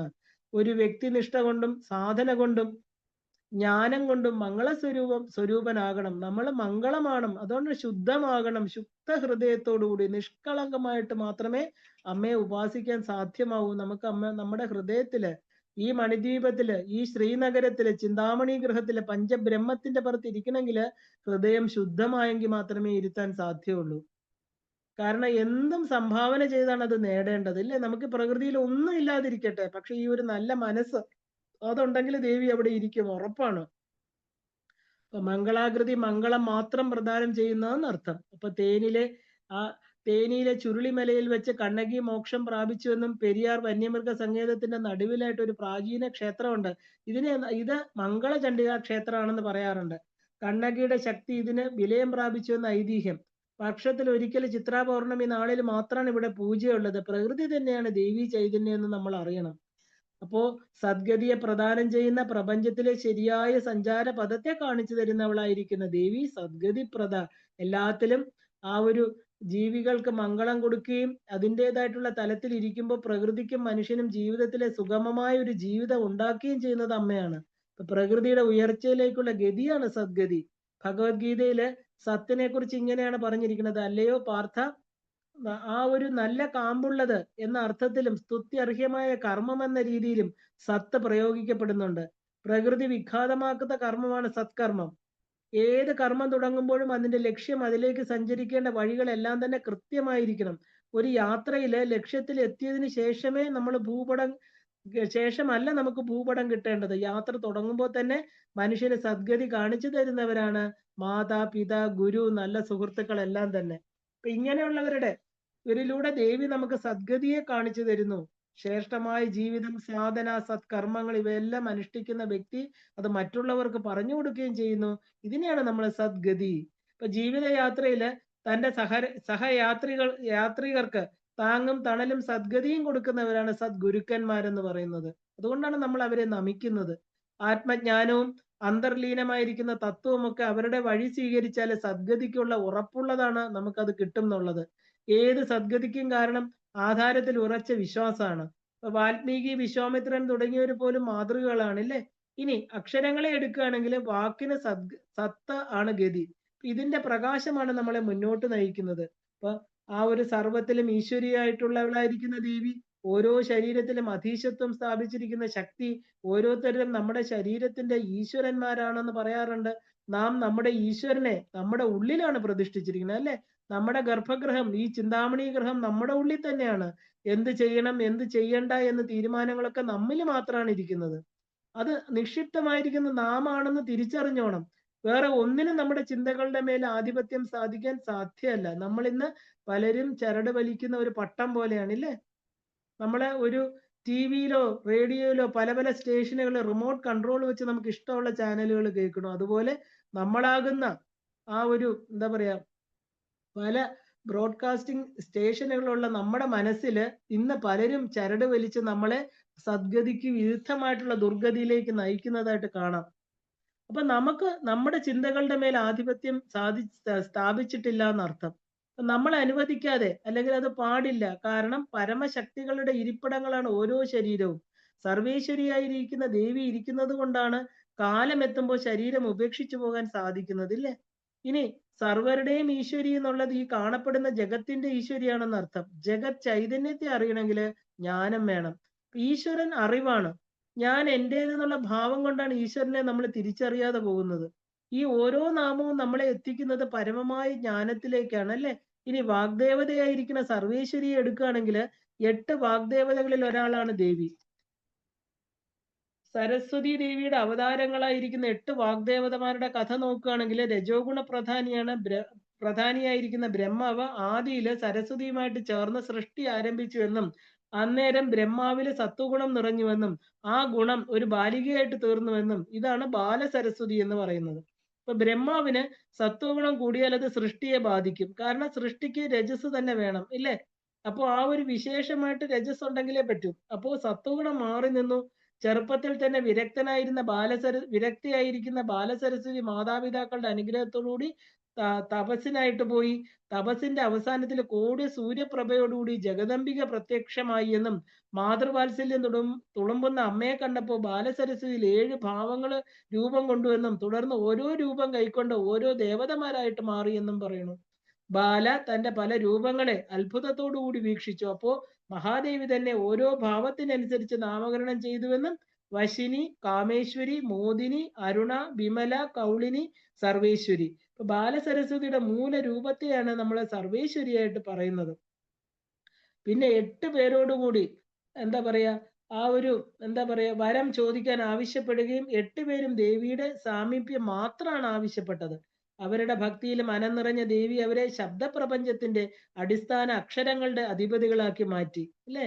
നമ്മൾ അറിയാം കച്ചട്ട തപ, കകാരം മുതൽ ഹകാരം വരെയുള്ള എല്ലാ അക്ഷര സ്വരൂപിണികളാണ് ഇവര്. അകാരം മുതലുള്ള ആ വശിനി, ആ അകാരം തുടങ്ങിയിട്ടുള്ള 16 അക്ഷരങ്ങളുടെ ഒന്നും കാക്ഷിക്കാത്തവര് പ്രപഞ്ചത്തില് ശബ്ദദേവതകളായിട്ട് തീർന്നു. നിത്യ സാന്നിധ്യമാണ് ദേവിയുടെ ചുറ്റും. അപ്പൊ ആ ഒരു സ്വർഗവാസികൾക്ക് പുഷ്പവൃഷ്ടി ചെയ്ത് ഈ യോഗിനികളെ വണങ്ങി സർവേശ്വരന്റെ പത്നിയായിരിക്കുന്ന സർവേശ്വരി സാക്ഷാൽ ലളിത മഹാത്രിപുര സുന്ദരി, അല്ലേ? അപ്പോ ആ ഒരു വിഷ്ണു, ശിവൻ തുടങ്ങിയവര് സർവേശ്വരന്മാരും അവരുടെ ഭക്തിമാര് സർവേശ്വരികളുമായിട്ട് തീരുന്നു. അപ്പൊ അങ്ങനെ സർവത്തിലും ശക്തിയായിട്ട് നിറഞ്ഞിരിക്കുന്ന ശക്തി സർവമയി. അപ്പോ സർവം നിറച്ചവളും ജഗത്തിന്റെ കാര്യകാരണങ്ങളും എല്ലാം ദേവി തന്നെയാണ്. നമ്മുടെ ചെറിയ കണ്ണുകളിലൂടെ മനസ്സിലൂടെ എല്ലാം അനന്തമായ കാര്യങ്ങളാണ് കടന്നു പോകുന്നത്. ഈ ജഗത്ത് എങ്ങനെയാണ് ഇങ്ങനെ സമർത്ഥമായിട്ടിരിക്കുന്നത് നമുക്ക് അറിയില്ല, അതിന്റെ അളവില്ല. ഇതെല്ലാം സൃഷ്ടിച്ചത് ഒരു വ്യക്തിയാണെങ്കിൽ ആ മഹിമയ്ക്ക് അളവുണ്ടോ? ചിന്തിച്ചു നോക്കേണ്ടതാണ്. ഇനി ഒരു സിദ്ധാന്ത പ്രകാരമാണെങ്കിൽ ഭൂമിയിൽ എല്ലാം നിറഞ്ഞിരിക്കുന്ന സ്വരൂപമായിരിക്കുന്ന ശക്തിയെ സർവമയി എന്ന് വിളിക്കാം നമുക്കില്ലേ? അങ്ങനെ സർവത്തിലും നിറഞ്ഞിരിക്കുന്ന അളവ് നിശ്ചയിക്കാൻ പറ്റാത്ത, ആർക്കും അളക്കാൻ പറ്റാത്ത ഒരു ശക്തി സ്വരൂപമാണ് സർവമയ്യായിരിക്കുന്ന ദേവി. ഇനി മയം എന്നതിന് മാർദ്ദവം എന്നൊരർത്ഥമുണ്ട്. ജഗത്തിലെ എല്ലാ സൃഷ്ടികൾക്കും ഒരു മാർദ്ദവമുണ്ട്, ഇല്ലേ? ശിലയ്ക്ക് പോലും. അപ്പൊ അതിലൂടെ അവ ഉളവാക്കുന്ന അവർ വളരുകയും ചെയ്യുന്നുണ്ട്. സൃഷ്ടിക്ക് മാർദ്ദവം ആവശ്യമാണെന്ന് വരുമ്പോൾ ആത്മാവെന്ന് നമുക്ക് എടുക്കാം. അതുകൊണ്ടാണ് ഒരു പരിധി കഴിയുമ്പോൾ ശരീരം വിടേണ്ടി വരുന്നത്. ഇപ്പൊ ബ്രഹ്മശക്തി തന്റെ സർവ്വവ്യാപകത്വം എല്ലാ സൃഷ്ടിജാലങ്ങളിലൂടെ പ്രകടമാക്കുന്നുണ്ട്. ബ്രഹ്മം സർവമയം, എല്ലാം ഉൾക്കൊള്ളാൻ പറ്റുന്നത് എന്നർത്ഥം. അപ്പൊ അങ്ങനെ എടുക്കുമ്പോൾ പുരുഷൻ, പ്രകൃതി, 5 തന്മാത്രകള്, 10 ഇന്ദ്രിയങ്ങള്, പഞ്ചഭൂതങ്ങള്, മനസ്സ് തുടങ്ങി 24 തത്വങ്ങൾ പറയുന്നുണ്ട്. ഇതിലൂടെ 36 തത്വങ്ങളെ ഉൾക്കൊള്ളുന്നവൾ സർവമയി. ഭണ്ഡന്റെ 30 മക്കൾ ഇവരാണ്. ദേവി സദാ ആർദ്രചിത്തയാണ്, മയമുള്ളതാണ്. ഒരു ദാരുകനെ വധിക്കാൻ ഭദ്രകാളി കലികൊണ്ട് നിൽക്കുമ്പോഴും ആ ദാരുകൻ അമ്മേ എന്ന് വിളിച്ചപ്പോ ദേവി അലിയുമോ എന്നുള്ള ഭയമായിരുന്നു ദേവകൾക്ക്. കാരണം മാതൃഭാവത്തിന് എപ്പോഴും മൃദുത്വം ഉണ്ടാകും. അങ്ങനെയുള്ള ദേവി സർവമന്ത്രങ്ങളുടെ സ്വരൂപമായിട്ടിരിക്കുന്നവളാണ്. എല്ലാ ആകർഷണ ശക്തികളുടെയും സ്വരൂപമാണ്. ഭൂമി സൂര്യനിൽ ആകർഷിതയാകുന്നത് പോലെ ചന്ദ്രൻ ഭൂമിയിൽ ആകർഷണം വരുന്നതും എല്ലാം തന്നെ അതുകൊണ്ടാണ്. ഇനി മന്ത്രം എടുത്താല് എന്തൊക്കെ ശബ്ദങ്ങളുണ്ടോ അതിന്റെ എല്ലാം സ്വരൂപം ദേവിയാണെന്ന് കാണാം. ശബ്ദത്തിന്റെ ശരീരം അതിന്റെ അക്ഷരങ്ങളാണ്. അപ്പൊ അക്ഷരങ്ങൾ ആണ് ദേവി ശക്തി, അല്ലെ? അപ്പൊ ദേവി പ്രപഞ്ചത്തിലുള്ള എല്ലാ അക്ഷരങ്ങളും ഓരോ മന്ത്രങ്ങളാണ്. 51 അക്ഷരങ്ങൾ 51 ദേവതകളാണ്. എല്ലാ അക്ഷരങ്ങളും ശ്രേഷ്ഠമാണ്. അതുകൊണ്ട് നിർമ്മിക്കുന്ന വാക്കുകൾക്കാണ് നമ്മൾ ഉച്ചനീചം കൽപ്പിക്കുന്നത്. അക്ഷരങ്ങളുടെ ആകാരത്തിലിരിക്കുന്ന ദേവീ ശക്തിയെ നമ്മൾ സർവമന്ത്ര സ്വരൂപിണി എന്ന് വിളിക്കാം. അതുകൊണ്ടാണ് അക്ഷരങ്ങളെ, അല്ലെ, വാക്കുകളെ മോശമായിട്ട് പ്രയോഗിക്കരുത്, ഇല്ലേ? മോശം വാക്കുകൾ പറയരുത്.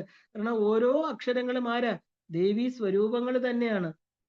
അപ്പൊ അക്ഷരത്തിന്റെ ആകാരത്തിലിരിക്കുന്ന ദേവിയെയാണ് നമ്മൾ അവിടെ നിന്ദിക്കുന്നത്, ഇല്ലേ? മനനാൽ ത്രായതേ ഇതി മന്ത്രം എന്ന തത്വം വെച്ച് നോക്കിയാല് അതീന്ദ്രിയ ശക്തികളെ ആകർഷിക്കാൻ പറ്റുന്ന ഏക ഉപാധി മന്ത്രങ്ങൾ തന്നെയാണ്. ശ്രദ്ധാപൂർവം അക്ഷരങ്ങളെ മനനം ചെയ്താല് ഓരോ അക്ഷരത്തിൽ നിന്നും നമുക്ക് അറിവ് ലഭിക്കുന്നു പറയാറുണ്ട്. അപ്പൊ നാദ ബ്രഹ്മ സ്വരൂപിണിയായ ദേവി സകല അക്ഷരങ്ങളുടെയും സ്വരൂപം കൂടിയാണ്. ഇപ്പൊ ഏത് മന്ത്രം ജപിക്കുമ്പോഴും നമുക്കൊരു ഉദ്ദേശം കാണും ഇല്ലേ? അതാണ് നമുക്ക് സിദ്ധി തരുന്നത്. അപ്പൊ ലക്ഷ്യം എന്താ പറയാ, നന്മയായിരിക്കണം. ഒരു മന്ത്രത്തിന് ശരീരവും അവയവവും ഉണ്ട്. ഓരോ ശക്തിയുടെയും ശരീരമായിരിക്കുന്ന ബീജാക്ഷരങ്ങൾ വ്യത്യസ്തമാണ്. ശ്രദ്ധയോടെ ഭക്തിയോടെയും മന്ത്രത്തെ ഉപാസിച്ചാൽ അതിന് മന്ത്രദേവതയുടെ ആകാരം കൈവരും, ഉറപ്പാണ്. ഓരോ മന്ത്രത്തിനും ഫലസിദ്ധിയുമുണ്ട്. പക്ഷെ വിധിപ്രകാരമുള്ള ഗുരുവിൽ നിന്ന് ലഭിച്ചു വേണം നമ്മൾ അതിനെ ഉപാസിക്കാൻ. വളരെ സൂക്ഷ്മമാണിത്. തെറ്റായിട്ടോ വിശ്വാസമില്ലാതെയോ ശ്രദ്ധയില്ലാതെയോ മന്ത്രം ജപിക്കരുതെന്ന് പറയാറുണ്ട്. ഒരു മന്ത്രം മൂലാധാരത്തിൽ നിന്ന് ഉദിച്ച് അനാഹതത്തിൽ ജ്വലിച്ച് സഹസ്രാരത്തിൽ അസ്തമിക്കുന്നു മനുഷ്യ ശരീരത്തില്. അതുകൊണ്ട് തന്നെ തെറ്റായി ഉച്ചരിക്കാൻ പാടില്ല. കാരണം ആ ഒരു എന്താ പറയാ, സത്യവ്രതന്റെ കഥയൊന്ന് ഇതിന്റെ കൂടെ നമ്മൾ നോക്കിയാൽ ഇതിന്റെ അർത്ഥം നമുക്ക് മനസ്സിലാവും. കാരണം അനപത്യ ദുഃഖത്താൽ വിഷമിച്ചിരിക്കുന്ന ദേവദത്തൻ എന്ന മുനിയും പത്നിയും സുതതിയും ഒരിക്കല് എല്ലാം സംഭരിച്ച് മറ്റ് ഋഷിമാരെയൊക്കെ ക്ഷണിച്ച് ഗംഭീരമായിട്ട് ഒരു പുത്രകാമേഷ്ടി യാഗം ആരംഭിച്ചു. എന്താ പറയാ, യജ്ഞത്തിന്റെ ആചാര്യൻ ഗോഹിലൻ എന്ന് പറയുന്ന ഋഷിയാണ് അത് ചെയ്തിരുന്നത്. എന്നാൽ ആ വേദപാഠങ്ങൾ ചൊല്ലുമ്പോൾ പ്രായമായിരിക്കുന്ന അദ്ദേഹത്തിന്റെ ശ്വാസഗതി കൊണ്ട് സ്വരഭംഗം വന്നു പോവാറുണ്ടായിരുന്നു. നിർത്താതെ ചൊല്ലുകയായിരുന്നു അദ്ദേഹം മന്ത്രങ്ങളെല്ലാം തന്നെ. പണ്ഡിതനായ ദേവദത്തൻ ഇത് മനസ്സിലായി. അദ്ദേഹം ചോദ്യം ചെയ്തു. മറ്റുള്ളവരുടെ മുന്നിൽ വെച്ച് ചോദ്യം ചെയ്യപ്പെട്ട അദ്ദേഹം തന്റെ തെറ്റാണെന്ന് അറിഞ്ഞിട്ടും അപമാനിതനും ദുഃഖിതനുമായി. അദ്ദേഹത്തിന് മാനഹാനിയായി. അങ്ങനെ നെടുവീർപ്പിൽ ഇത്രയും കടുത്ത കുറ്റാരോപണം നടത്തി തനിക്കെതിരെ പറഞ്ഞപ്പോ പ്രായമായ അദ്ദേഹം താൻ ഇത്രയും ഒരു എന്താ പറയുക യജ്ഞയാഗം, അതായത് ഒരു കുഞ്ഞുണ്ടാകാനാണ് ആ യാഗം നടത്തുന്നത് അല്ലെ, ഇത്ര ആരോപണം തനിക്കെതിരെ പറഞ്ഞ അദ്ദേഹത്തിന് ഉണ്ടാകുന്ന പുത്രൻ പടുവിഡ്ഢിയായി പോകട്ടെ എന്ന് ശപിക്കുകയാണ്. അപ്പൊ ദുഃഖിതനായ ദേവദത്തൻ മാപ്പപേക്ഷിച്ചു. പുത്രകാമേഷ്ടി യാഗം നടത്തി വിഡ്ഢിയായ പുത്രനെ ലഭിച്ചിട്ട് എന്ത് കാര്യം? മുനി മനസ്സലിഞ്ഞു, ശാപമോക്ഷം കൊടുത്തു. കാലാന്തരത്തിൽ കുട്ടി വിദ്വാനായും കീർത്തിമാനായും ഭവിക്കുമെന്ന് അനുഗ്രഹിച്ചു. അങ്ങനെ ദേവദത്തിന് പുത്രൻ പിറന്നു. ഉദധ്യൻ അഥവാ നേർമയുള്ളവൻ എന്ന് നാമകരണം ചെയ്തു. ശാപത്തെക്കുറിച്ച് അറിയാവുന്ന മാതാപിതാക്കൾ വളരെ ചെറുപ്പത്തിൽ തന്നെ കുട്ടിയെ വേദം അഭ്യസിപ്പിക്കാൻ തുടങ്ങി. ഒന്നും മനസ്സിലാകാത്ത കുട്ടി ഒരു വിഡ്ഢിയെ പോലെ വളർന്നു വന്നു. എന്തൊക്കെ ചെയ്തിട്ടും ഋഷി ശാപം ഫലിച്ചതായിട്ട് തന്നെ കാണപ്പെട്ടു. അങ്ങനെ ആ കുട്ടി വീട്ടിലും നാട്ടിലും അപഹാസ്യനായിട്ട് തീർന്നു. ദുഃഖം താങ്ങാനാവാതെ ബാലൻ നാടുവിട്ട് തന്നെ അറിയാതെ ഒരു ദേശത്ത് താമസവുമാക്കി. പക്ഷെ കുട്ടി തന്റെ നാമത്തെ അന്വർത്ഥമാക്കിക്കൊണ്ട് സത്യമല്ലാതെ ഒന്നും സംസാരിക്കാറില്ല, സത്യമേ പ്രവർത്തിക്കൂ എന്നായി. അങ്ങനെ ഉദധ്യൻ എന്ന നാമം അപ്രത്യക്ഷമായി സത്യവ്രതൻ എന്ന പേര് ആ കുട്ടിക്ക് വന്നു ചേർന്നു. ജനങ്ങൾ അങ്ങനെയാണ് വിളിച്ചിരുന്നതും. അങ്ങനെ സത്യവ്രതന് ഭൂമിയിൽ ദേവിയിൽ അതിയായ വിശ്വാസവും ശ്രദ്ധയും ഉണ്ടായിരുന്നു. അങ്ങനെ ഊണിലും ഉറക്കത്തിലും ദേവിയുടെ നാമം മാത്രമാണ് ഉള്ളിൽ ഉരുവിട്ടുകൊണ്ട് അതീവ തീവ്രതയോടെ ജീവിതചര്യ സ്വീകരിച്ചു. ഒരിക്കൽ ഗംഗയിൽ സ്നാനം ചെയ്തു വന്ന സത്യവ്രതന്റെ മുന്നിൽ ഒരു ദേഹം ആസകലം ചോര ഒലിപ്പിച്ച ഒരു പന്നി പ്രത്യക്ഷപ്പെട്ടു. ഭയന്ന സത്യവ്രതൻ ഐ എന്ന് 3 തവണ ഉച്ചരിച്ചു പോയി. പന്നിയും ഭയന്ന് ദീനതയോടെ സത്യവ്രതനെ നോക്കി വേറൊരു വഴിയിലൂടെ ഓടിപ്പോയി. അപ്പോ ഒരു മലവേടൻ എയ്യുവാനുള്ള ശരത്തോടുകൂടി അവിടെ വന്നു. ഇവിടെ കൂടെ ഒരു പന്നി പോയത് കണ്ടുവോ എന്ന് ചോദിച്ചു. വേടൻ പറഞ്ഞു, അങ്ങ് ഐം എന്ന മഹാമന്ത്രം ജപിക്കുന്നത് കേട്ടു. അങ്ങ് ഒരു മഹാത്മനാണെന്ന് മനസ്സിലായി. സത്യവ്രതനാകട്ടെ ഐമെന്നല്ല പറഞ്ഞത്, ഐ എന്ന് മാത്രമാണ് ഉച്ചരിച്ചത്. ആ വേടന് പോലും തോന്നി അത് ഐമെന്നാണെന്ന്. എന്നാൽ ആ ഐം എന്നുള്ളത് സാരസ്വത ബീജമാണ് അല്ലേ? അപ്പൊ വേടൻ പോലും എത്ര ഉയർന്ന തലമാണെന്ന് നമ്മൾ ചിന്തിക്കണം. അങ്ങനെ സത്യം വ്രതമാക്കിയ ആളാണ്. ഒരു മുറിവ് കൊണ്ട പന്നി ഈ വഴിക്കാണോ അങ്ങ് കണ്ടോ എന്ന് ചോദിച്ചു. ആ ഒരു ഹിംസാഭാവം എന്നത് അത് പാപമാണ് എന്ന് മനസ്സിലാക്കിയിരുന്ന സത്യവ്രതന്റെ ഉള്ളില് ദയനീയമായ ആ പന്നിയുടെ മുഖം തെളിയുകയും, സത്യം പറഞ്ഞാൽ പന്നിയെ കൊല്ലപ്പെടും, കള്ളം പറയാനും സാധ്യമല്ല, പെട്ടെന്നൊരു കവിതാശകലമാണ് സത്യവ്രതന്റെ നാമില് വന്നത്. പന്നി പോയ ദിക്കില് ഏത് ദിശ നോക്കിയിട്ട് അദ്ദേഹം ഇത് ചൊല്ലി, മിഴിപായും ദിശ മുടി കാണുന്ന ദിശ.